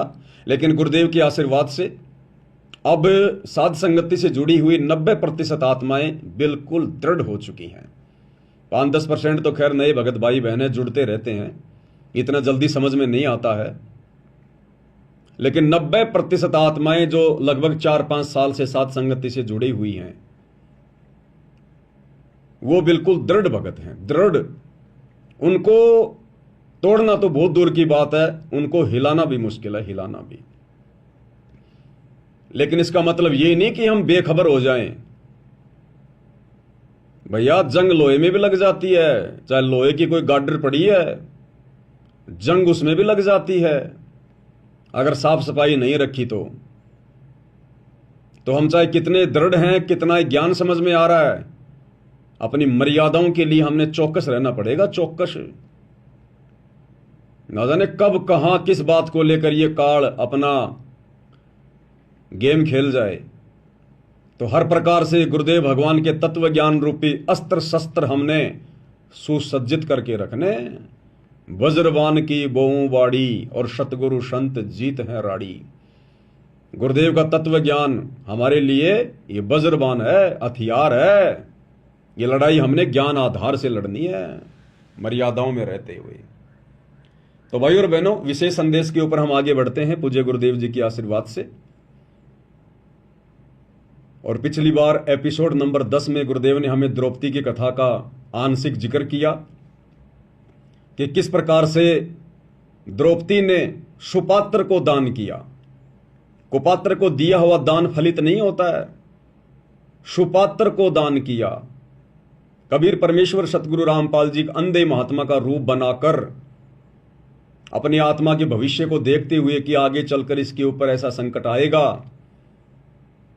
और परमेश्वर कहते हैं कि गैल गैल लाग्या फिरूं जब तक धरती आकाश, गोता मारूं स्वर्ग में जा बैठूं पाताल। जो जन मेरी शरण है ताका हूं मैं दास, और गैल गैल लाग्या फिरूं जब तक धरती आकाश। तो ये द्रौपदी वाली आत्मा किसी युग में सतगुरु रामपाल जी भगवान की शिष्या थी या उनकी शिष्य थी, स्त्री थी या पुरुष थी, और मालिक को पता था कि आने वाले समय में इसके ऊपर ऐसे ऐसी आपत्ति आएगी। तो जिन आत्माओं के पास में भक्ति धन होता है, परमात्मा उन आत्माओं की रक्षा करता ही करता है, चाहे वो उनकी शरण में हो या ना हो। तो परमात्मा ने पहले ही उससे एक साड़ी का टुकड़ा दान में ले लिया, और उसके प्रतिफल में परमात्मा ने उस आत्मा के आने वाले संकटों का मर्दन किया, निवारण किया। यानी इस कथा के माध्यम से गुरुदेव ने हमें यह भी शिक्षा दी कि वर्तमान में सुपात्र को, सतगुरु को किया गया दान धर्म वर्तमान जीवन में भी आपके काम आ सकता है। यानी उसके बाद तो सतगुरु का काम है कि वो दान गुरुदेव ने हमारे वर्तमान जीवन में कहीं हमारे हित में लगाना है, या फिर भक्ति मार्ग में मोक्ष के लिए उसको यूज करना है, या फिर मोक्ष नहीं हुआ तो नेक्स्ट जीवन में उसका जो प्रतिफल है वो देना है। वो तो सतगुरु को समर्पित करने के बाद सतगुरु का काम है कि वो कैसे उसका यूटिलाइज करेंगे, वो क्या करेंगे। इसलिए सुपात्र को अपने गुरुदेव भगवान को ही ज्योति पाठ का पैसा देना चाहिए, 10वां अंश का पैसा देना चाहिए, या अन्य दान धर्म जो है वो करना चाहिए। अगर कुपात्रों को दोगे तो देख लो इन आश्रम वालों ने क्या हाल कर दिया संगत का। संगत को भेड़ बकरियां बना के छोड़ दी, भेड़ बकरियां। यानी भेड़ बकरियों को डंडा दिखा के किधर भी मोड़ दो, चाहे परशुराम की जयंती में मोड़ दो, चाहे सिरसा में नकली कबीर पंथियों की जयंती में मोड़ दो, चाहे उनका मुंह हरियाणा के जाट आरक्षण में मोड़ दो, आनंदपाल सिंह की सीबीआई जांच की तरफ जोड़ दो, अयोध्या में भंडारे की तरफ मोड़ दो, कहीं भी मोड़ दो उनका मुंह। तो यह है कुपात्रों को ज्योति पाठ और दान देने का नतीजा वर्तमान में गुरुदेव की गैर हाजिरी में। उसके बाद गुरुदेव भगवान ने फिर आगे हमें और क्या सुशिक्षा दी द्रौपदी की कथा के माध्यम से। अब हम आगे बढ़ते हैं भाइयों और बहनों, जितना परमात्मा समय देंगे थोड़ा बहुत। अब जैसे द्रौपदी ने एक 6 इंच 7 इंच चौड़ा 8 इंच चौड़ा 3 फुट का एक कपड़ा पाड़ के साड़ी में से दिया था।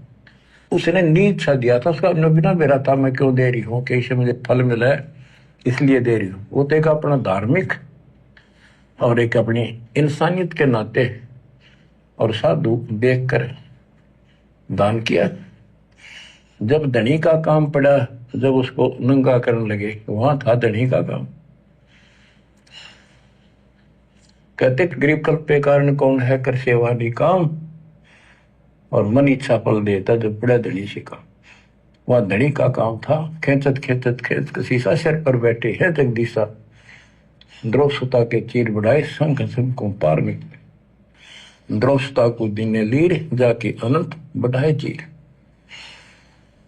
अब क्या बताते हैं, बाद में श्री कृष्ण उसका गुरु थे, वो आए तब द्रौपदी ने उनसे पूछा कि हे गुरुदेव, हे भगवान, ये मेरे ऊपर कैसी कृपा हुई, कौन सा मेरा धर्म कर्म ऐसा था कि मुझे इतना परमात्मा ने ऐसा कुछ कर दिया। तब दिव्य दृष्टि से श्री कृष्ण ने देख कर बताया कि जब तू अपने माँ के घर थी, कंवारी थी, तेने ऐसे से दरिया पर नहाने गई थी। एक साधु दरिया में स्नान कर रहा था, उसकी कॉपी ने कैथी कपड़ा लंगोट वो बह गया था, पानी में शर्म के मारे खड़ा था, और तन्ना अपनी साड़ी मत कपड़े चीर पाड़ कर दिया था। उसके प्रतिफल में परमात्मा ने आपकी इज्जत रखी है। क्या करें गुरुदेव भगवान, वो साड़ी का एक टुकड़ा जो द्रौपदी ने दिया था अंधा महात्मा समझकर, उसके प्रतिफल में, क्योंकि वो साड़ी का टुकड़ा सुपात्र को दिया था, किसी कुपात्र को नहीं दिया, किसी भांग धतूरा सुल्फा पीने वाले साधु संत को नहीं दिया, आन उपासना करवाने वाले नकली बाबा को नहीं दिया। उस संत रूप में सुपात्र कबीर भगवान थे, सतगुरु रामपाल जी थे, और उसके प्रतिफल में परमात्मा ने फिर द्रौपदी का चीर बढ़ाया। दुशासन 10,000 हाथियों जितना बल था, और खैंचत खैंचत खैंच कसीसा, यानी पसीने आ गए उस पहलवान के, लेकिन द्रौपदी को नंगी नहीं कर पाया। अभी भाई और बहनों, कुछ दिनों पहले गुजरात के अहमदाबाद में वो प्लेन हादसा हुआ एयर इंडिया का। एक यात्री को छोड़कर सभी मारे गए। वो एक क्यों बच गया? अब दुनिया के लिए तो वो रहस्य है, दुनिया के लिए तो वो हीरो बन गया कि ये बच गया, बड़ा सौभाग्यशाली, इसकी किस्मत ने जोर दे दिया। वो ये कारण है भाई और बहनों, कोई पिछला दान पुण्य, कोई पिछला कोई भक्ति का अंश उसका शेष है। क्योंकि इस पृथ्वी पर जितनी भी आत्माएं विचरण कर रही हैं, चाहे वो मनुष्य शरीर में हो या 84 लाख योनियों में, सतलोक से आने के बाद हमारे इतने जन्म हो चुके हैं, मनुष्य जन्म, कि किसी न किसी जन्म में आप और हम इस कबीर भगवान सतगुरु रामपाल जी की शरण में आ चुके हैं, किसी भी युग में। क्योंकि खालिक खेल खलक में 6 ऋतु 12 मास, ये परमात्मा हर क्षण पृथ्वी पे रहता है, हर क्षण। साहिब से सतगुरु भय, सतगुरु से भय संत, और धर धर वेख विशाल अंग, ये खेल है आदि और अंत। तो वो आत्मा जो भाई उस प्लेन हादसे में जो बच गया, वो किसी न किसी जन्म में, किसी न किसी युग में सतगुरु रामपाल जी परमेश्वर जी की शरण में था, सत भक्ति की हुई है, दान पुण्य का कोई कण शेष था, भक्ति का कोई अंश शेष था। और परमात्मा अपने वायदे का पक्का है कि जो जन मेरी शरण में, ताका हूं मैं दास, और गैल गैल लाग्या फिरूं जब तक धरती आकाश। और उसके प्रतिफल में परमात्मा ने उसको अग्नि से, भयंकर दुर्गति से बचाया उसको। कहते हैं ना गुरुदेव, जहर अग्नि तन निकट ने आवे, दूरी जात रंगावे, वीर बेताल बाण ना लागे, यम के कोट डहावे। सतगुरु का वचन कभी मिथ्या नहीं हो सकता। साधु बोले सह सुभाव, साधु का बोला मिथ्या न जाए। साध वचन पलटे नहीं, चाहे पलट जाए ब्रह्मांड। इसलिए बचा है वो। लेकिन वो कब तक चलेगा? वो भक्ति का अंश, वो दान पुण्य का कण कब तक? जिस दिन समाप्त हो जाएगा। आज तो प्लेन हादसे से बच गया, कल को घर बैठा बैठा मर जाएगा, हार्ट अटैक से मर जाएगा, कोई लड़ाई झगड़े में मर जाएगा, किसी बीमारी से मर जाएगा, और कोई गाड़ी के एक्सीडेंट में मर जाएगा। कब तक बचेगा? अमर थोड़ी हो गया। अगर सतगुरु रामपाल जी भगवान की दोबारा से शरण में नहीं आया और शत भक्ति रूपी चार्जर दोबारा से नहीं लगाया, तो दुर्गति तो होनी है। तो दुनिया की नजरों में तो वो हीरो बन गया, लेकिन आप और हमारी नजरों में तो जीरो है, जीरो। क्योंकि हमें तो हकीकत का पता है ना। और गुरुदेव क्या कह रहे हैं फिर आगे, कि द्रौपदी ने वो साड़ी का एक टुकड़ा, और उसके प्रतिफल में परमात्मा ने उसका चीर बढ़ाया। अब भाई और बहनों, हर सत्संग में परमात्मा सारी बातें खोल खोल कर समय भाव के चलते नहीं बता पाते हैं। जब गुरुदेव इन घटनाओं का जिक्र करते हैं अपने सत्संगों में, कई बार करते हैं, तो परमेश्वर कई प्रकार की शिक्षाएं दे देते हैं, कई प्रकार के शब्द यूज करते हैं। और साध संगति इसी को कहते हैं कि उन सत्संगों के ऊपर चिंतन मनन करके निष्कर्ष निकालें और समझने का प्रयास करें कि गुरुदेव के एक सत्संग में, एक कथा में केवल एक ही प्रकार की शिक्षा नहीं है, सैकड़ों शिक्षाएं एक ही कथा से, सैकड़ों शिक्षाएं। तो गुरुदेव ने अपने एक अन्य सत्संग में हमें क्या बताया, इसी कथा का जिक्र करते हुए, ये 40 सेकंड का सत्संग है। और इसमें गुरुदेव क्या कह रहे हैं, ध्यान देना भाई और बहनों, ये वर्तमान जीवन में आप और हमें बहुत काम आएगी ये कथा। और इस कथा पर हमने अमल किया सत्सेवकों ने, तभी आज हम इन कुपात्रों को ज्योति पाठ और दान का पैसा देने से बचे हुए हैं, अपने कर्म फोड़ने से हम बचे हुए हैं। गुरुदेव ने बताया कि वैसे तो द्रौपदी ने 7-8 टुकड़े साड़ी के फाड़ फाड़ के अंधे महात्मा को देने का प्रयास किया था, लेकिन वो पानी में बह गए, अंधे महात्मा के हाथ नहीं लगे। एक साड़ी का टुकड़ा उसने किसी लकड़ी में लपेटकर अंधे महात्मा की तरफ किया। वो एक टुकड़ा साड़ी का अंधे महात्मा के हाथ लगा और उस एक के प्रतिफल में परमात्मा ने उसकी साड़ी बढ़ाई, उसका चीर बढ़ाया। केवल उस एक साड़ी के टुकड़े का परमात्मा ने उसको प्रतिफल दिया। जो साड़ी का टुकड़ा, जो दान उस सुपात्र सतगुरु के हाथ लगा, अंधे महात्मा के हाथ लगा, बाकी भी तो उसने दान ही किया था, साड़ी के टुकड़े फाड़ फाड़ के फेंक दिए थे, लेकिन वो महात्मा के हाथ नहीं लगे तो उनके प्रतिफल में कोई साड़ी वाड़ी नहीं बढ़ाई। वो बेकार, यूजलेस, निरर्थक वो दान द्रौपदी का बेकार गया। वो एक टुकड़ा उस महात्मा के हाथ लगा। सुनिए पहले गुरुदेव भगवान के मुख कमल से, कितनी गहरी शिक्षा है। क्या कह रहे हैं परमात्मा। एक सेकंड भाई और बहनों, दास वीडियो निकाल रहा है।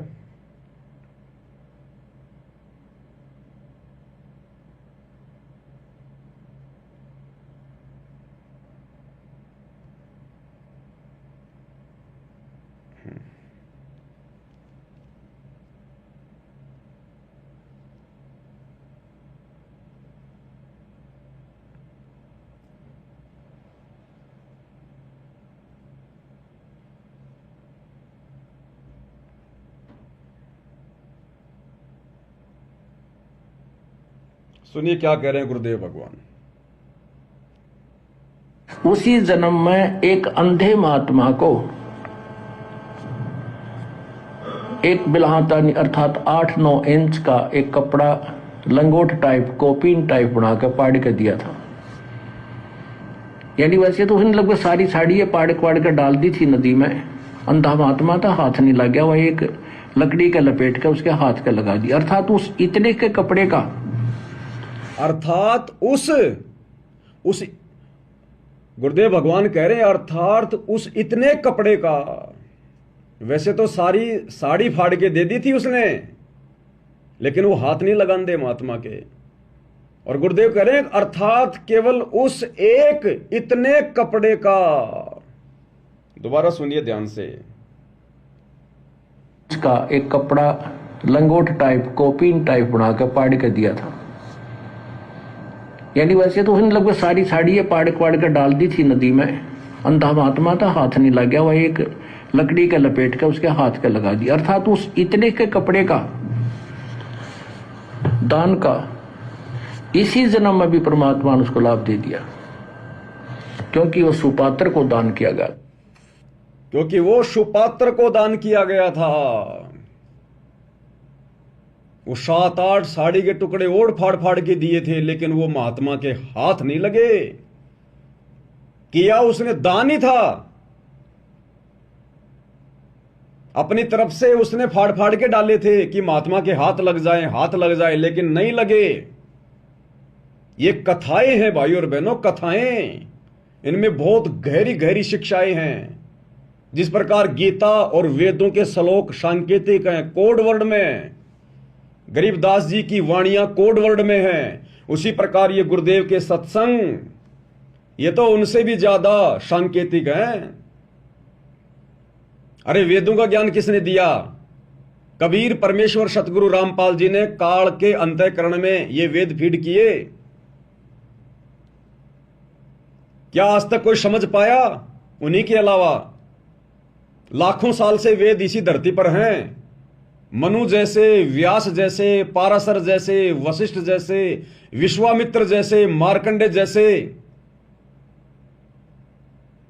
पसीना निकाल के चले गए। एक श्लोक को भी ढंग से नहीं समझ पाए, एक श्लोक को भी वो बाई बक्के चले गए, क्योंकि ये कोड वर्ड में सांकेतिक है।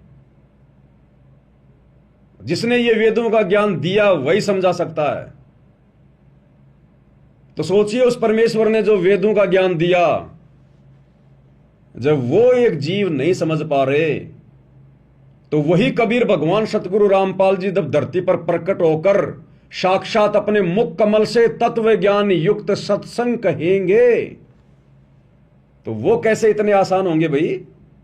वो तो वेद और गीता से भी ज्यादा सांकेतिक होंगे। उनकी वाणियां, उनके शब्द, उनकी कथा, उनके प्रवचन। तो गुरुदेव क्या कह रहे हैं कि वैसे तो सारी साड़ी दान कर दी थी, लेकिन उस अंधे महात्मा के केवल एक टुकड़ा हाथ लगा, वो इतनाक है। और वाणी भी क्या कहती है, एक लीर के कारणे मेरे हो गए चीर अपार। जब द्रौपदी को श्री कृष्ण जी के माध्यम से पता चला तो द्रौपदी ने कहा कि एक लीर के कारण, लीर यानी टुकड़ा, एक लीर के कारण मेरे हो गए चीर अपार। और जो मुझे पहले पता होता कि वो महात्मा इतना बड़ा सुपात्र था, इतना महान था, तो द्रौपदी बोली मैं देती सब कुछ वार। और सत्संग में गुरुदेव ने कहा कि बच्चों आज तुम्हें पता चल गया, द्रौपदी को तो नहीं पता था उस समय, वो तो धोखा खा गई, लेकिन आज तुम्हें पता चल गया कि आज वही अंधा महात्मा, वही कबीर भगवान तुम्हारे गुरु के रूप में प्रकट है। इसलिए कहते हैं तन मन शीस ईस अपने पर पहलम चोट चढ़ावे, जब कोई राम भगत गति पावे। लेकिन अंधा होके दान नहीं करना। अगर पता भी चल गया कि ये गुरु भगवान है, वही सुपात्र है, तत्वदर्शी है, तो अंधा होके दान नहीं करना। उस गुरु के नाम पर किसी ऐरे गहरे भगत को दान नहीं करना, गुरु के परिवार को दान नहीं करना, गुरु के बेटा बेटी को दान नहीं करना, गुरु की गैर हाजिरी में गुरु के नाम पर खोले गए आश्रमों में दान धर्म नहीं करना। जो विधि, जो मर्यादा गुरुदेव ने बताई कि 10वां अंश गुरु को दीजिए, 10वां अंश गुरु के बेटे को दीजिए, ऐसा नहीं लिखा। 10वां अंश गुरु की बेटी को दीजिए, ऐसा नहीं लिखा। 10वां अंश आश्रमों में दीजिए, ऐसा नहीं लिखा। 10वां अंश गुरु को दीजिए, ताते जीवन जन्म सफल कर लीजिए। यानी गुरु के हाथ में, तब आपका दान फलेगा।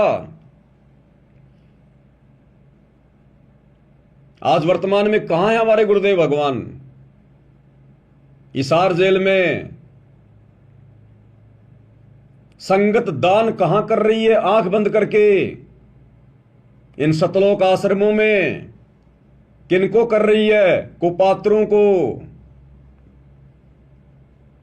क्या संगत का ज्योति पाठ और दान का पैसा, 10वें अंश का पैसा सुपात्र सतगुरु के हाथ लग रहा है?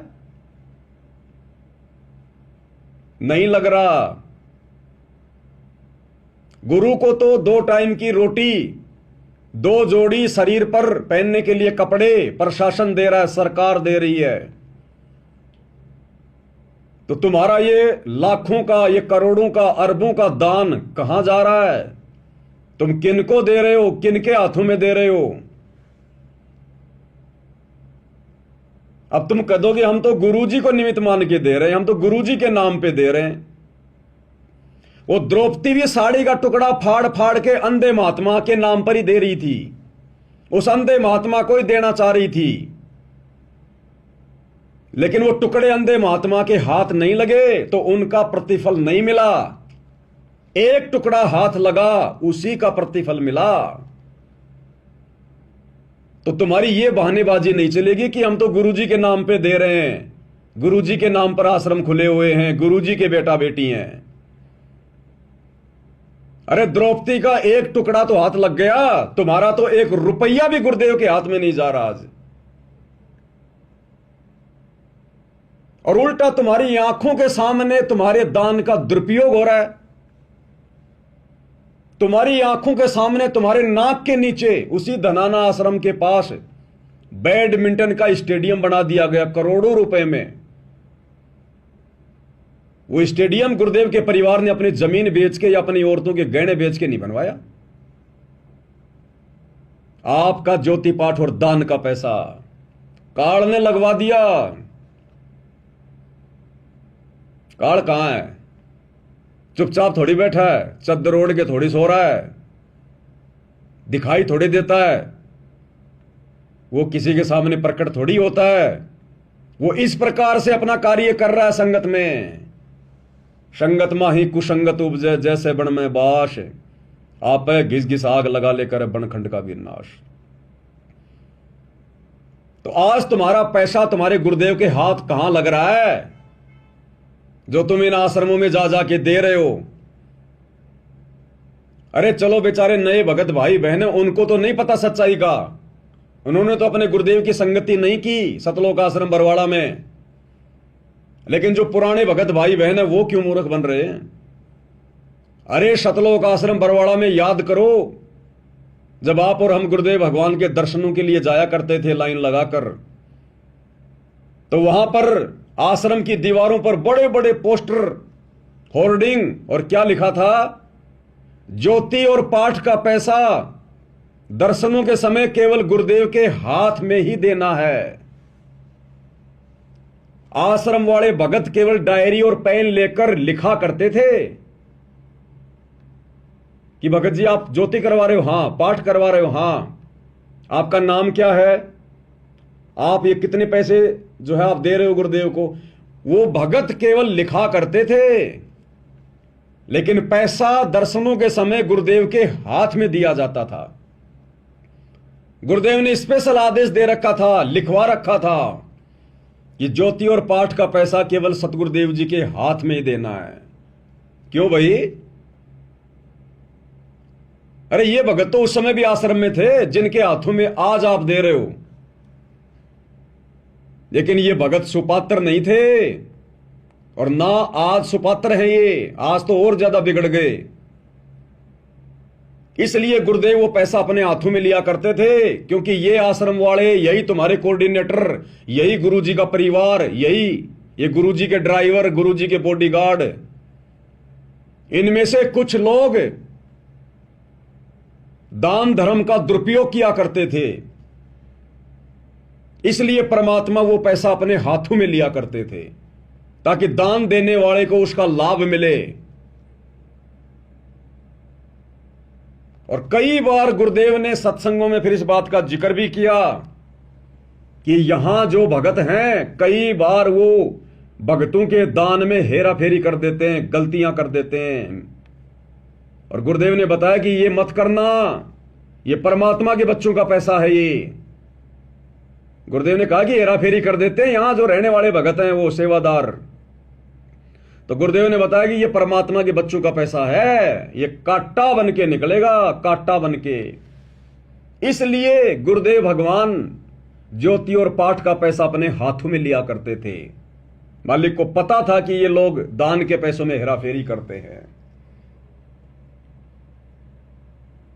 आपको एक सत्संग सुनाता हूं गुरुदेव भगवान का, क्योंकि संकेत ही करेंगे परमात्मा, खुल के बताएंगे तो संगत फिर उनके विरुद्ध हो जाएगी, और वो भी नाराज हो जाएंगे अगर गुरुजी उनका नाम ले देंगे तो। अरे जिस प्रकार 650 साल पहले वो गणिका बहन सत्संग में आया करती थी, और उस समय कुछ एक भगत उसे रोका करते थे कि तू तो गंदी औरत है, तू तो वेश्या है, तू तो बदनाम है, तो गुरुजी का नाम बदनाम करेगी, संगत को खराब करेगी। वो ठेकेदार बन रहे थे। वो बेचारी रोया करती थी। अंतर्यामी भगवान ने पूछा, बेटी क्यों रोती है? बोला, परमात्मा ऐसे ऐसी बात है, आपने ज्ञान ऐसा दे दिया, अब मैं रह नहीं सकती आपके दर्शनों के बिना, आपके प्रवचन के बिना। अब उस समय कोई मेमोरी कार्ड तो थे नहीं, कोई टीवी तो था नहीं जो बेचारी अपने घर पे सुन लेती। तो बार बार आती थी वो, क्योंकि गुरुदेव कहते हैं जिन आत्माओं को अपने पाप कर्म ज्यादा दिखाई देते हैं ना, वो ज्यादा से ज्यादा सत्संग सुनते हैं, ज्यादा से ज्यादा सेवा करते हैं। तो गुरुदेव ने कहा कि बेटा नाम बता, तुझे कौन दुखी कर रहा है? वो अच्छी आत्मा थी, उसने नाम नहीं बताया कि गुरुजी जो मिला वो ही बात कहे। लेकिन मालिक तो अंतर्यामी थे, जानी जान थे, वो तो पता था कि कौन क्या कह रहा है। फिर भी गुरुदेव भगवान ने डायरेक्ट उनका नाम नहीं लिया, उनको डायरेक्ट अपने पास नहीं बुलाया कि लाओ रे बुला के उन भक्तों को, नहीं। क्योंकि परमात्मा को पता है इस जीव के अंदर काल ने इतनी सहनशीलता, इतना धैर्य, इतनी बुद्धि छोड़ी नहीं है। अगर डायरेक्ट मैं उनको कह दूंगा तो हो सकता है वो सत्संग छोड़ के चले जाएंगे। और भगवान चाहते हैं कि ये जीव किसी भी प्रकार से सत्संग से लगा रहे। कबीर कपट से भक्ति करे उसको भी अपनाऊं, साम दाम दंड भेद से फिर सीधे रास्ते लाऊं। तो 650 साल पहले भी अंतर्यामी भगवान ने डायरेक्ट उन भक्तों का नाम नहीं लिया जो गणिका बहन को दुखी करते थे। तो आज भी तो वही भगवान धरती पर है, उसके तो नियम मर्यादा वो ही हैं। तो परमेश्वर ने फिर सत्संग के माध्यम से संकेत किया सार्वजनिक तौर पर। वो गणिका बहन भी बैठी थी और वो निकम्मी आत्माएं भी बैठी थी। हो सकता आप और हम ही थे वो 64 लाख वाले जो ठेकेदार बन रहे थे उस समय संगत का, आश्रम मैनेजमेंट। तो परमात्मा ने डायरेक्ट किसी का नाम ना लेके और संकेतों में सत्संग में कहा, भाई कुष्टी हो चाहे संत बंदगी कीजियो, हो वैश्या के विश्वास चरण चित दीजियो। अगर किसी को कोढ़ भी हो गया हो, भयंकर रोग भी हो गया हो, तो भी उसे नफरत नहीं करनी चाहिए। वो परमात्मा की विशेष प्यारी आत्मा है, वो भगवान के लिए आई है, अपना पाप कटवाने के लिए। अरे डॉक्टर अगर रोगी से नफरत करेगा तो उसका रोग कैसे कटेगा? तो हम भगत यदि उससे नफरत करेंगे तो उसको विश्वास कैसे बनेगा? वो कैसे आएगी बार बार? और मालिक ने कहा, हो वैश्या के विश्वास चरण चित दीजिए। अगर वैश्या भी अगर अपने पाप कर्मों से गलानी करके अगर सत्संग में आ रही है तो उसको एक धर्मात्मा समझना चाहिए, उसको एक महान आत्मा समझनी चाहिए, उसके साथ में ज्ञान चर्चा करनी चाहिए, उसके विश्वास को बढ़ाना चाहिए। तो आज वही कबीर भगवान सतगुरु रामपाल जी कैसे सीधा सीधा उनका नाम ले देंगे जो दान पेटियों से चोरी किया करते थे सतलोक आश्रम बरवाला में। और सतलोक आश्रम बरवाड़ा में आश्रम का मुख्य ट्रस्टी बलजीत लहरी, जिसकी बेटी बेबी बेबो, जिसके ऊपर मुकदमा लगा था बरवाला कांड में, जिसको गुरुदेव भगवान के साथ में जोड़ के काफी बदनाम किया गया था, बेबो, उसका जो पिता है बलजीत लहरी, जिसने बरवाड़ा में एक छोटा आश्रम था पहले गुरुदेव का दौलतपुर में, उसमें 1-1.5 एकड़ जमीन उसने दान कर रखी थी। उस बलजीत लहरी का बेटा अनिल लहरी, जो गुरुजी का ड्राइवर भी था, पिस्तौल रखा करता था यहां, पिस्तौल।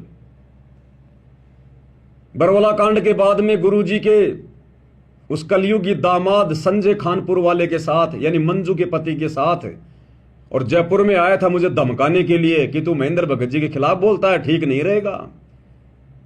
ठीक है, मगर देख लेंगे भाई क्या रहेगा और क्या नहीं रहेगा। डराने आए हो, धमकाने आए हो क्या? बोला नहीं तू समझदार है। मगो मैं समझदार हूं कि नहीं वो तो मगो परमात्मा ने पता है, पर मगो तुम्हारी थोती धमकियों से नहीं डरूंगा भाई। वो अनिल लहरी, बलजीत लहरी का बेटा, गुरुजी का ड्राइवर भी था, बॉडीगार्ड भी था, आश्रम की दान पेटियों से लाखों रुपये चोरी कर करके ले जाया करता था, लाखों रुपए।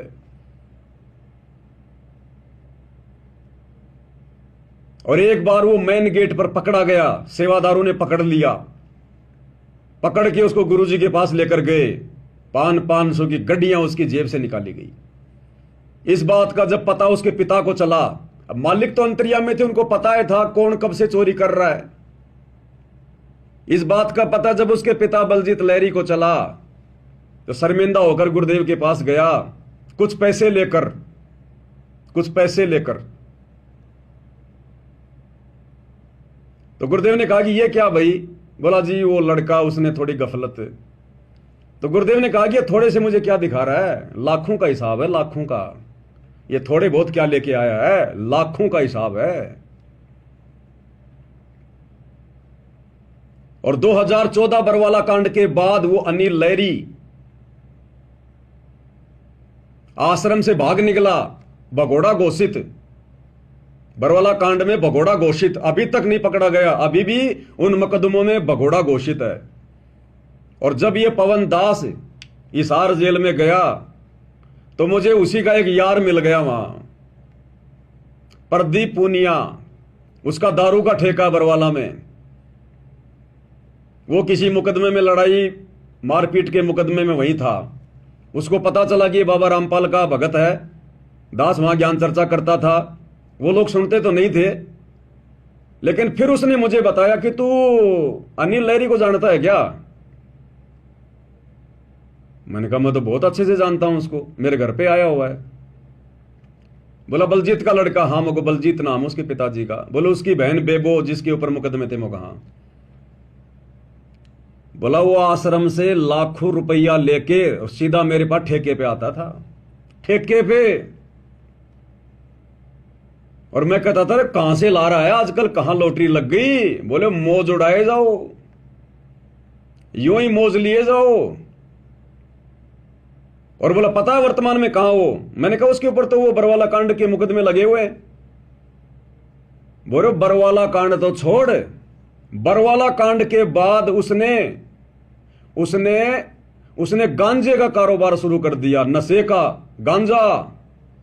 और बोला 10 क्विंटल गांजे में, 10 क्विंटल गांजे के साथ में पकड़ा गया था, लेकिन वो तो भाग निकला और वो 10 क्विंटल गांजा पकड़ा गया।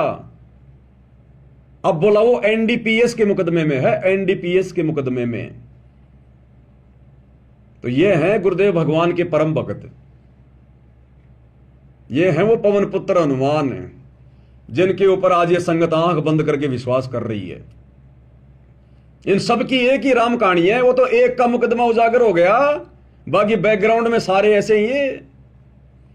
इसलिए गुरुदेव भगवान ने सतलोक आश्रम बरवाड़ा में उस अंतर्यामी ने इनके कुकर्मों को देखकर, क्योंकि शिकायतें तो गुरुजी के पास जाती थी ना, अब गुरुजी संगत को कैसे बताए कि ये कैसे निकम्मे हैं, क्या कर रहे हैं यहां पर, मैं इनसे कितना दुखी हूं। ये चीचड़ है, चीचड़, जो गुरुदेव भगवान का खून पीती थी। जैसे चीचड़ होते हैं ना, वो कलील बोलते हैं उनको, चीचड़ होते हैं जो पशु के थन के लग के उसका खून पीते हैं। तो गुरुदेव ने एक बार जिक्र किया हुआ है कि बच्चों जो मेरे साथ में रहते हैं, जो मेरे पास में रहते हैं, जिनको तुम ये परम भगत मान रहे हो, ये तो चीचड़ हैं, ये तो मेरा खून पीते हैं। और सैकड़ों हजारों किलोमीटर से तुम आत्माएं जो समागम में आती हो, तुम मेरा दूध पीती हो, दूध, सत्संग रूपी दूध। और ये जो मेरे पास में रहते हैं चीचड़ है, मेरा खून पीते हैं ये। तो जो चीचड़ होता है, जो कलील होता है, वो उसी थन के लगा होता है, बिल्कुल चिपक के, परमानेंट, लेकिन वो दूध नहीं पी सकता, वो खून पीता है। और बाहर का आदमी आके, वो घरवाला तुरंत दूध निकाल के लेके जाएगा। तो गुरुदेव भगवान ने फिर सत्संग में जिक्र किया। अब सीधा सीधा थोड़ी कहेंगे मालिक, नाम लेके थोड़ी कहेंगे। इसलिए गुरुदेव भगवान ने फिर जिक्र किया अपने एक सत्संग में। और क्या कह रहे हैं? परमात्मा का विधान है। क्या कह रहे हैं? क्योंकि परमात्मा का विधान है, कहते हैं एक आप 1 रुपया दान करोगे, 1000 देता दाता आपको। जो दान आप यहां करते हो वो आपका नहीं, वो तो भगवान का हो गया, आपका नहीं रहा। उसके बदले में आपको तो 1000 मालिक ने उसी समय लिख दिया आपके अकाउंट में, लेकिन वो अकाउंट आपको दिखता कौन?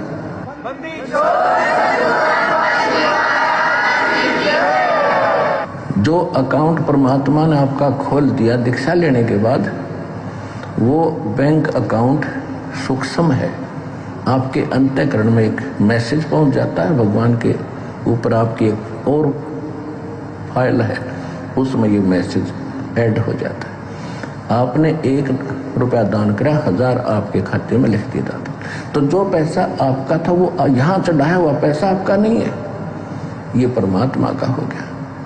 और इस परमात्मा के पैसे को आप सदुपयोग करो, यहाँ दुरुपयोग ना करना इसका। जो यहाँ भी सेवादार है, आने वाले भी जो कई बार देखा है थोड़ी बहुत त्रुटियां ये कर देते हैं, तो आपने सावधान रहना पड़ेगा, ये धनी का पैसा है। सुन लिया?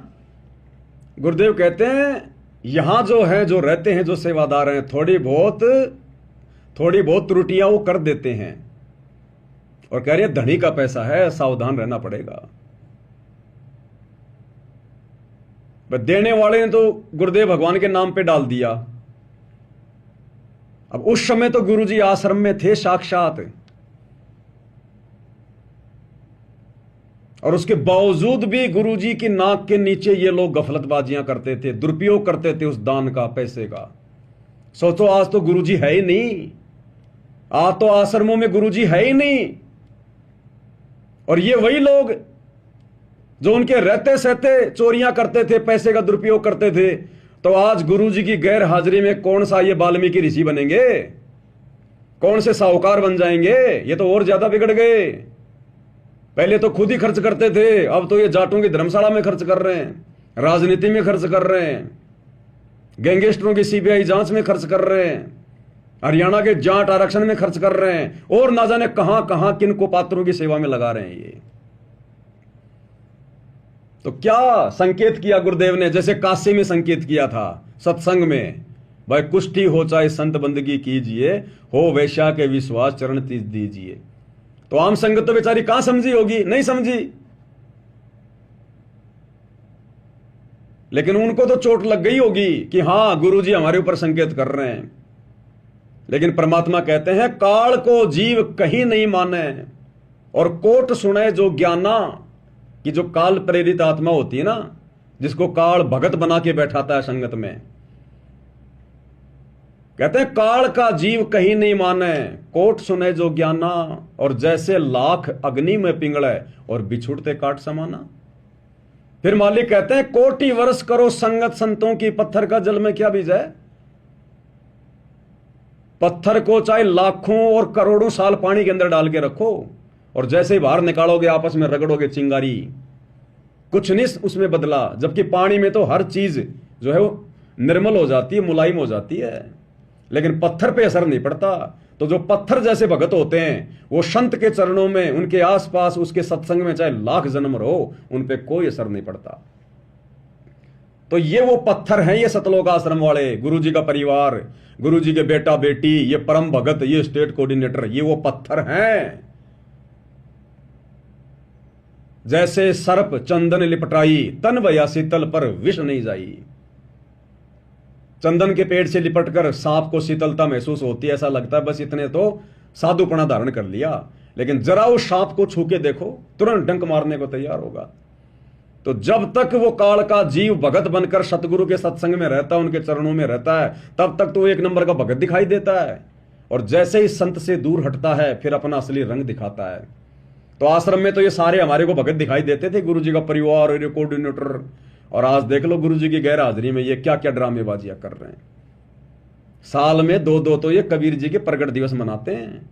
एक तो अभी 11 जून 2025 को बनाया आश्रमों में, और अभी 29 जून 2025 को हिसार जेल नंबर 2 के आगे धानक समाज की उस धर्मशाला में मना लिया। और दुनिया भर की आडंबर उनकी तो गिनती नहीं। तो गुरुदेव ने ऐसे ही बरवाला आश्रम में, अपने सत्संग में, क्योंकि ये वही कबीर भगवान है, इन्होंने संकेत किया जो लोग दान धर्म में त्रुटियां कर रहे थे, गलतियां कर रहे थे, भक्तों के दान का दुरुपयोग कर रहे थे, चोरियां कर रहे थे। एक बार फिर से सुन लो हल्का सा गुरुदेव क्या कह रहे हैं। परमात्मा का हो गया, और इस परमात्मा के पैसे को आप सदुपयोग करो, यहाँ दुरुपयोग ना करना इसका। जो यहाँ भी सेवादार है, आने वाले भी जो कई बार देखा है थोड़ी बहुत त्रुटियां ये कर देते हैं, तो आपने सावधान रहना पड़ेगा। ये धनी का पैसा है, आपको तो दे दिया मालिक ने उसी समय, ये नहीं रखता अपने पास। ये तो पूर्ण परमात्मा है। कहते हैं चारों युगों में देख लो हमने किसका रखा मारे। द्रौपदी ने एक बिलांत का कपड़ा दिया था, 9 इंच ढेर लगा दिया उसका। एक बिलांत का। सुदामा ने 4 चावल फुकवाए थे, महल बना दिया। तैमूर लंग ने 1 रोटी दी थी, उसको 7 पीढ़ी का राज बख्श दिया। तो कहते चारों युगों में देख ले हमने किसका रखा मार, हमने किसका लेकर ना दिया हो मारना, यानी कोई पैसा लेकर ना देने के उसने पैसा मार लिया मेरा। तो परमात्मा कहते चारों युगों में देख ले हमने किसका रखा मार, हमने किसी का पैसा रखा नहीं। इसलिए भाई और बहनों, परमात्मा ने साध संगतियां शुरू करवाई है, क्योंकि मालिक ने देख लिया कि मेरे आसपास रहने वाले, मेरे साथ साथ रहने वाले, मेरे परिवार वाले, ये काल के जीव हैं। जैसे काल ने उस कमाल को भेज दिया था परमात्मा के पास में, उसका मुंह बोला बेटा बना के, और अंत में उसी ने परमात्मा की संगत को तोड़ा। अंत में वही गुरुद्रोही घोषित हुआ। तो आज क्या काल कोई कसर छोड़ेगा क्या? अपना दाव तो पूरा खेलेगा ना। अब उसके दाव को समझने के लिए तो गुरुदेव ने हमें तत्व ज्ञान दिया है। नहीं समझ पा रहे थे तो गुरुजी ने साध संगतियां शुरू करवा दी, साध संगतियां शुरू करवा दी। अब बताओ तुम कहां दान कर रहे हो वर्तमान में अपने गुरुजी की गैर हाजिरी में? ना तो तुम गुरुजी की वाणियों पे चल रहे, ना गुरुजी के सत्संगों पे चल रहे। सत्संग तो तुम सुनते ही नहीं, तुम्हें सुनने नहीं दिया जाता। सुनते हो तो कोई विचार नहीं किया जाता। इन आश्रमों में ना साध संगतियां होती ताकि आपस में एक दूसरे को कोई बातें समझा सके, ज्ञान समझा सके, कोई चर्चा हो सके। तुम्हें तो अपने बेटा बेटियों की रमेणी की बातों से वहां पे फुर्सत नहीं मिलती। आपस में गोत मिलाना, जातियां मिलानी, तुम्हें तो इससे फुर्सत नहीं मिलती। थोड़ा बहुत समय मिलता है तो सेल्फी वाल्फी ले लेते हो वहां पर जुलाई की झोपड़ी में जाके, जुलाओं के कुएं की, लहर तारा तालाब की, वो प्रदर्शनियां देखने में लगे रहते हो, वहां पर टाइम पास करते रहते हो। और थोड़ा बहुत समय मिला तो फिर तुम्हारे को हरियाणा रोडवेज की बसों में बैठा के फिर जयंती में ठोक देते हैं। घर पर तुम भक्ति करते नहीं, थोड़ा बहुत दिखावा करते हो भगत बनने का। तो आश्रम में वो बैठे हैं ऊपर काल के विशेष एजेंट, वहां तुम्हें वो नहीं टिकने देते। घर पर तुम खुद नहीं टिकते, तो गुरु क्या करे फिर बताओ? सतगुरु मिले तो क्या करे? अंदर वाद विवाद। सतगुरु केवल कह सकता है, रो सकता है, ज्ञान दे सकता है। समझना तो हमने पड़ेगा खुद ने, जानवर नहीं है। इसलिए परमेश्वर ने हम सत्सेवकों को बचा लिया इन कुपात्रों की कुसंगति से, वरना आज आप और हम भी गुरु की गैर हाजिरी में इन्हीं के हाथों में ज्योति पाठ और दान दे रहे होते। इन्हीं आश्रमों में जा जाके दान पेटियों में दान डाल रहे होते। और उस दान का सरेआम किस प्रकार से दुरुपयोग किया जा रहा है, गुरु जी की मर्यादाओं के विरुद्ध, सत्संगों के विरुद्ध, विधान के विरुद्ध। और इसीलिए संगत की दुर्गति हो रही है। घर घर में कहर टूट रहा है। घर घर में किसी का पहले नंबर आ गया, किसी का आने वाले समय में आ जाएगा, क्योंकि मर्यादाओं में तो कोई है ही नहीं। जब आश्रम वाले ही मर्यादाओं में नहीं है, जिनकी तुम कुसंगति कर रहे हो, तो तुम कैसे मर्यादाओं में रह सकते हो? इसलिए भाइयों और बहनों, ये विशेष संदेश है गुरु जी की। एक एक लाइन में एक एक घंटे का संदेश है, एक एक घंटे का संदेश।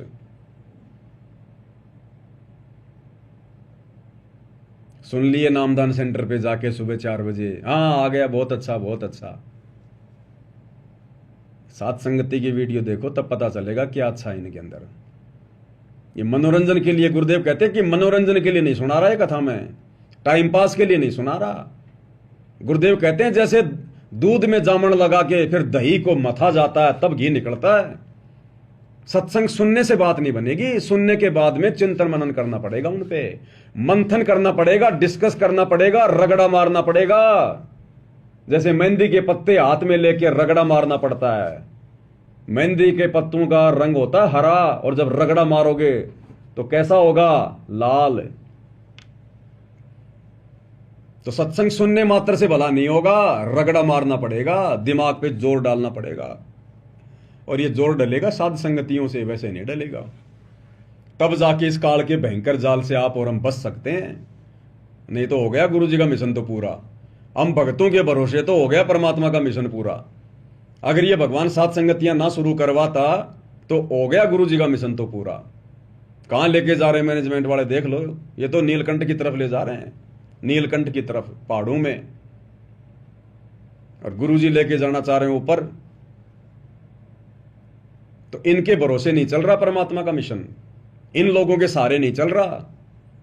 ये तो परमात्मा ने अपना विशेष आशीर्वाद देकर आप और हम 2 कोटि के जीवों को निमित्त बनाया, सत्सेवकों को। यहां से आत्माएं तैयार हो रही हैं। इसलिए दास बारंबार कहता है कि ये साध संगति सतलोक के लिए ट्रेनिंग सेंटर है, ट्रेनिंग सेंटर। अपनी मान बढ़ाई, अपने अहंकार को त्याग कर, अपने आप को 2 कोटि का भगत समझकर। अरे जिस प्रकार से आप और हम स्कूल में जाते थे और टीचर किसी एक लड़के को उस क्लास में मॉनिटर बना देता था, मॉनिटर। अब उस मॉनिटर की बातें माननी पड़ती थी। जब वो आता था वो टीचर, उस मॉनिटर से पूछा करता था कि हां किसने क्या क्या किया, और वो मॉनिटर अगर किसी का नाम ले दे तो उसके डंडे पड़ते ही पड़ते थे। वो मॉनिटर के ऊपर वो टीचर इतना विश्वास करता था क्योंकि वो सोच समझ के खड़ा करता था। सैकड़ों बच्चों में से किसी एक को मॉनिटर बनाना आंख बंद के थोड़ी किया करता था।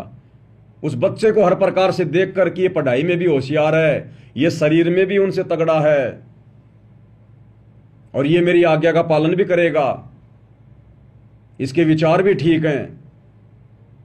उस लड़के को वो मॉनिटर बनाया करता था और टीचर आते ही पूछता था, हाँ भाई बता किसने शरारत करी। और वो मॉनिटर अगर किसी शरीफ का भी नाम ले देना कि साहब ये शरारत कर रहा था, तो वो टीचर उसको पीटता ही पीटता था, 2-4 डंडे तो मारता ही मारता था, क्योंकि वो मॉनिटर पे विश्वास करता था वो टीचर। तो इसी प्रकार भाई और बहनों, इस कुत्ते को परमात्मा ने छोटा सा मॉनिटर बना रखा है। अब मेरा काम तुम लोगों की कोई पिटाई करवाना नहीं है, कहीं सोचो भाई गुरुजी के आने के बाद कहीं पवन दास कर दे मामला खराब। तुम जो मर्जी करो, मैं शिकायत करने वाला मॉनिटर नहीं हूं भाई। ये आध्यात्मिक क्लास है। वो टीचर तो डंडे ही मारता था, तो क्या गुरुजी ने हमें कभी डंडे मारे क्या? तो इसी प्रकार ये मॉनिटर भी तुम्हारी कोई शिकायत नहीं करेगा, क्योंकि वो टीचर तो अंतर्यामी नहीं था, लेकिन ये वाला टीचर तो अंतर्यामी है। इसको बताने की जरूरत नहीं है।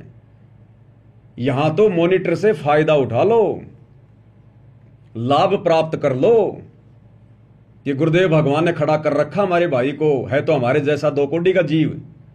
वो मॉनिटर भी उन्हीं बच्चों में वो एक बच्चा होता है, वो भी किसी का बेटा होता है, वो भी वहां पर अपनी शिक्षा प्राप्त करने के लिए आता है, वो कोई स्पेशल नहीं होता।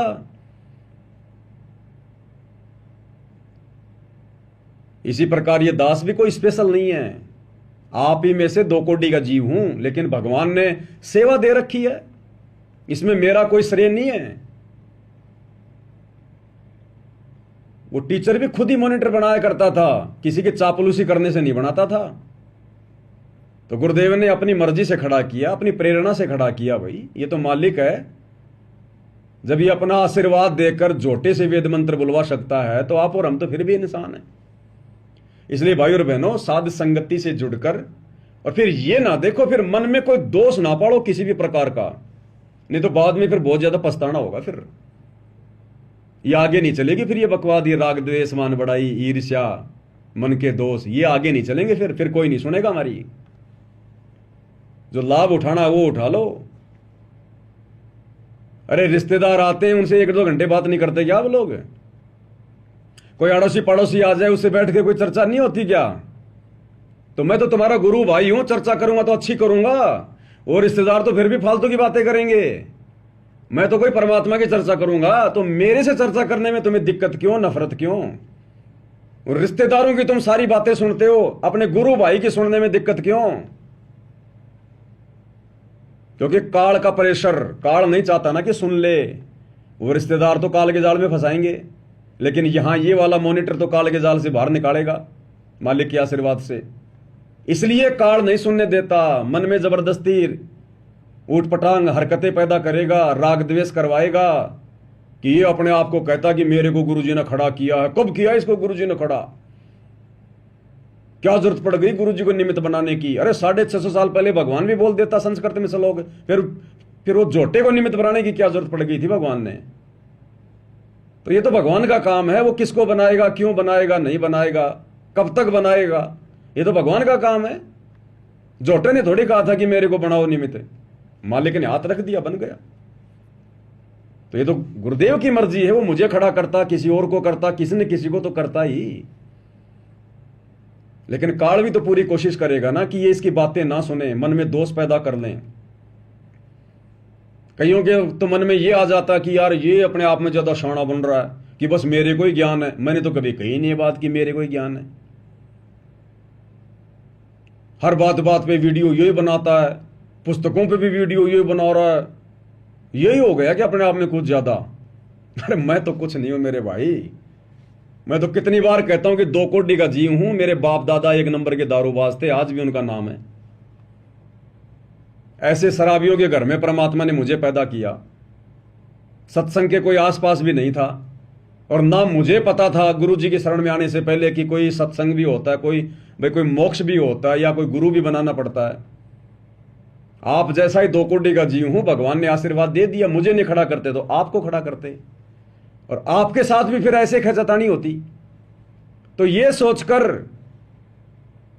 कि भैया अगर कुछ अच्छी बातें बता रहा है भगवान के बारे में, अगर तो ले लो, क्या दिक्कत है उसमें। लेकिन ये काल राग द्वेष करवाएगा, छोटी छोटी बातों पे मन मुटाव करवाएगा, तो ये उसका सूक्ष्म जाल है। अब अगर गुरुजी ने खड़ा किया है तो भाई देखो, कितना ही राग द्वेष कर लो, कितना ही कुछ कर लो, जब तक गुरुजी ने खड़ा किया है उतने समय तक तो भाई देखो कुछ कोई बिगाड़ नहीं सकता। इसलिए भाई और बहनों, इस काल के इस सूक्ष्म जाल को भी समझो। मेरे से द्वेष मत करो, मेरी शकल से, मेरी सूरत से राग द्वेष मत करो, मुझे उस दृष्टि से मत देखो, क्योंकि भगवान जिसको खड़ा कर देता है ना, उसके साथ वैर करना भी फिर मुसीबत का काम हो जाता है। अगर तुम्हें नहीं समझ में आ रहा है, ये पवनदास की बातें समझ में नहीं आ रही है, तो क्यों सुनते हो भाई? मत सुनो मेरे वीडियो, मत देखो। मैं जबरदस्ती तो तुम्हें सुनाता नहीं, मत देखो लाइव। अब तुम देखे बिना रह भी नहीं सकते, क्योंकि आत्मा भी तो है अंदर तुम्हारे। मन तो बकवाद करता है, लेकिन आत्मा तो चाहती है ना कि देख। तुम देखे बिना रह भी नहीं सकते और फिर बकवाद किए बिना भी नहीं रह सकते। इसका मतलब अभी मन हावी है तुम्हारे ऊपर, अभी आत्मा बेचारी अभी कमजोर है। आत्मा को आत्मा की खुराक खिलाओ ज्यादा। अरे मेरे से क्या नफरत करोगे? मैंने भी सतलोक जाना, गुरुजी आने के बाद मैं भी चुपचाप बैठ जाऊंगा। मैंने भी मेरी भक्ति करनी है। मैंने क्या करना है? मैंने कोई राष्ट्रपति बनना नहीं, प्रधानमंत्री बनना नहीं, मैंने कोई गुरु बनना नहीं, ये ज्ञान बांटकर मैंने कोई तत्वज्ञानी बनना नहीं। मैं भी अपनी भक्ति करके इस काललोक से अपना पीछा छुटवाऊंगा। ये थोड़े समय का खेल है, मालिक ने दया बख्शी है। कोई फायदा उठाया जाए तो उठा लो, और नहीं अच्छा लग रहा हो तो कोई दिक्कत नहीं है, आप अपने हिसाब से चलो। कोई जबरदस्ती का काम थोड़ी है फिर। लेकिन ये काल फिर जबरदस्ती करके कर्म फुड़वाता है। इसलिए भाई और बहनों, थोड़ा विचार करो इन बातों पे। ये बहुत परमात्मा की एक विशेष रजा और मेहर है वर्तमान में आप और हमारे ऊपर, जो हम साथ संगति से जुड़े हुए हैं। अब इस गंदे लोक में तो भगवान साक्षात सतलोक से चलकर ज्ञान दे रहा है। 20 साल 30 साल हो गई जब उनको नहीं छोड़ा भगवान, उसने काल ने उनके साथ भी लोगों को धक्कम पेली में रखा। उनके साथ भी लोगों ने वाद विवाद किया, तर्क वितर्क किया, फालतू का बुरा भला कहा, और आज किस हाल में कहां बैठे हुए हैं। तो फिर आप और हमारे जैसे 2 कोटि के जीवों को कैसे कौन बख्शेगा? काल कैसे शांति से आगे बढ़ने देगा? तो जिनकी समझ में आ गया वो तो भैया नीचे गर्दन करके, और मेरी उन तमाम बातों को जो गुरुदेव भगवान सत्प्रेरणा करके बुलवाते हैं और जो गुरु जी के ज्ञान आधार से हैं, भैया सुन लो, सुनने में कोई दिक्कत नहीं है। सात संगति है, भगवान की चर्चा है, इसको गुरु महिमा कहते हैं। ये सतगुरु महिमा है। जितना सुनेंगे उतना ही हमारा भला है, उतना ही हमारा फायदा है। यहां कुछ मिलेगा आपको, नीचे गिराने वाली बातें नहीं मिलेंगी। यहां ऊपर आत्मा को ऊपर उठाने वाली बातें मिलेंगी, और बाद में फिर रोओगे, पछताओगे। कोई लेना देना नहीं है। मैं तो कुछ नहीं कहूंगा गुरुदेव को, लेकिन वो तो अंतर्यामी है। उनके कंप्यूटर में तो रोजाना सबका फैक्स जा रहा है, उसी हिसाब से फिर नंबर मिलेंगे। गुरुजी भी नहीं कहेंगे कुछ कि तूने गलती करी, तूने करी। ये पंचायत लेके नहीं बैठेगा भगवान अब आने के बाद। अरे ये सिरदर्दी तो आश्रम वाले रखते थे गुरुजी के 24 घंटे। गुरुजी उसकी शिकायत, उसकी एंट्री, उसकी नो एंट्री। अब भी क्या आगे गुरुदेव भगवान इसी प्रकार से पंचायतें लेके बैठेंगे क्या? तो परमात्मा कुछ नहीं कहेगा भाई। सतलोक में कितनों ने हाथ खड़ा किया था, लंबी लंबी लाइनें, सबके अलग अलग नाम, सबके अलग अलग कोड वर्ड। परमात्मा ने क्या कहा कि बच्चों, जिन जिन ने हाथ खड़े कर दिए ना, सबके नंबर मेरे कंप्यूटर में आ गए। अब मैं अपने हिसाब से भेजूंगा। तो ना तो पवनदास कुछ कहेगा किसी के बारे में, ना तो मैनेजमेंट के बारे में कि गुरुजी इन्होंने ये कर दिया, वो कर दिया। मैं गधा हूं, मैं मूर्ख हूं जो संतर्यामी भगवान को बताऊंगा जो उन्हें मालूम नहीं होगा। और ना भाई वो भगवान किसी के आगे अपना रोजना रोएगा कि तुमने ये क्या किया, वो क्या किया। वो तो भैया उसके कंप्यूटर में आ गया। जो जैसा कर रहा है उसके कंप्यूटर में रोज एक फैक्स आ रहा है, रोज। जैसे गुरुजी कहते ना कि तुमने यहां जो दान कर दिया, अब वो तुम्हारा नहीं रहा, वो तुम्हारे अंतःकरण में फैक्स हो जाएगा, मैसेज चला जाएगा। जैसे हम लोग बैंक में पैसा जमा कराते हैं, तुरंत हमारे पास में मैसेज आ जाता है बैंक से कि आपके इतने पैसे जमा हो गए। उस भगवान के द्वारा दी गई विज्ञान जब इतना सब कुछ कर रही है, तुरंत आपको मैसेज भेज रही है। तो हम सारा जीवन में क्या कुबद कर रहे हैं, क्या कर रहे हैं, क्या हमारी सोच है, क्या उस भगवान के कंप्यूटर में नहीं जा रहा क्या? वो पुराना सत्संग तो दास ने आपको सुनाया था 4-5 दिन पहले, जिसमें गुरुदेव कह रहे थे कि यहाँ से नाम लेके चले जाएंगे, फिर अपने आड़ोसी पाड़ोसियों के दबाव में आ जाएंगे। ये तने माता नहीं दो कि तने वो गुग्गा नहीं पूजा, वो फलाने का वो मर गया था, वो मर गया था। वो दबाव में आकर वो माता धोख लेती हैं और क्या सोचती हैं, महाराज जी ने के बेरा पाटेगा, गुरु जी ने के बेरा पाटेगा, माता भी धोख लेती हूँ। तो गुरु जी क्या बोले कि महाराज जी ने तुम्हारे अंतःकरण में एक सॉफ्टवेयर फिट कर रखा है। महाराज जी के पास तो रोज तुम्हारा फैक्स आ जाता है कि तुमने क्या क्या मर्यादा तोड़ी। तो वही तो महाराज है। तो सतगुरु रामपाल जी को तो भाई बताने की जरूरत नहीं है, वो तो एक लीला करते हैं पूछने की, बताने की, बेटा कहां से है, तेरा क्या नाम है, लीला करते हैं मालिक। तो भाई और बहनों समझो अपने परमात्मा को, ये खाली एक गुरु नहीं है, खाली एक संत नहीं है। गुरु तो यहां बहुत हैं, संत यहां बहुत हैं, साधु यहां बहुत हैं, लेकिन परमात्मा यहां कोई नहीं है सृष्टि में इनके अलावा। ये परमेश्वर है, पूर्ण ब्रह्म परमात्मा है, असंख्य ब्रह्मांडों का राजा है, जिसकी भनक भी नहीं या किसी को भनक भी। और आप और हमारे ऊपर कैसी रजा करी गुरुदेव ने, हमारा ज्ञान योग खोला, हमें सद्बुद्धि दी। ये विशेष आशीर्वाद है गुरु जी का। आप और हमारी दिव्य दृष्टि खोली है गुरुदेव ने, हमारा ज्ञान योग खोला है। हम आम भक्तों की श्रेणी में नहीं है जो राजनीति में धक्के खा रहे हैं, रैलियों में धक्के खा रहे हैं। आज वो गुरु और परमात्मा को अलग अलग मान रहे हैं। वो वीडियो नहीं देखा, वो 3D वाला 29 जून को इन्होंने निकाला था, संत और परमात्मा का अद्भुत मिलन। 2 कर दिए ना, संत और परमात्मा का अद्भुत मिलन। और गुरु जी कहते हैं गुरु और गोविंद 2 नहीं भाई, जब तक 2 समझोगे 2 जग में जाई। इस विषय पर थोड़ा खुल के चर्चा हम कल रात्रि 9 बजे परमात्मा समा देंगे, अगर परमात्मा समय देंगे तो उस समय हम करेंगे। देखो भाई और बहनों, दास के बस की बात नहीं होती है। आज इस 1.5 या 2 घंटे की साथ संगति में 11 बज गई, 2 घंटे हो गए। आज की साथ संगति में दास के मुंह से परमात्मा ने जो भी कुछ बुलवाया है, ये मेरा आज का विषय नहीं था। दास ने ये बोलना ही नहीं था, दास ने सोचा ही नहीं था। दास तो उस 3D वीडियो के ऊपर कुछ पॉइंट और थे जो इन्होंने गुरु जी का जो कार्टून बना दिया 25 मिनट वाला वीडियो, संत और परमात्मा का अद्भुत मिलन, दास उसके ऊपर कुछ पॉइंटों पर डिस्कस करने के लिए आया था, लेकिन उनकी तो अभी शुरुआत भी नहीं हुई। तो लाइव में बैठने के बाद में भाई और बहनों, फिर पवन दास की बस की बात नहीं है कि परमात्मा क्या बुलवाएगा, फिर उस मालिक के ऊपर है। तो कल रात्रि 9 बजे गुरुदेव के आशीर्वाद से फिर से लाइव जुड़ेंगे। तब तक गुरुदेव भगवान हम सबको आशीर्वाद दे, आज्ञा दे, सद्बुद्धि दे, और इसी प्रकार से परमेश्वर हमें अपने सत मिशन से जोड़ कर रखे। बंदी छोड़ सतगुरु रामपाल जी परमेश्वर जी की जय हो।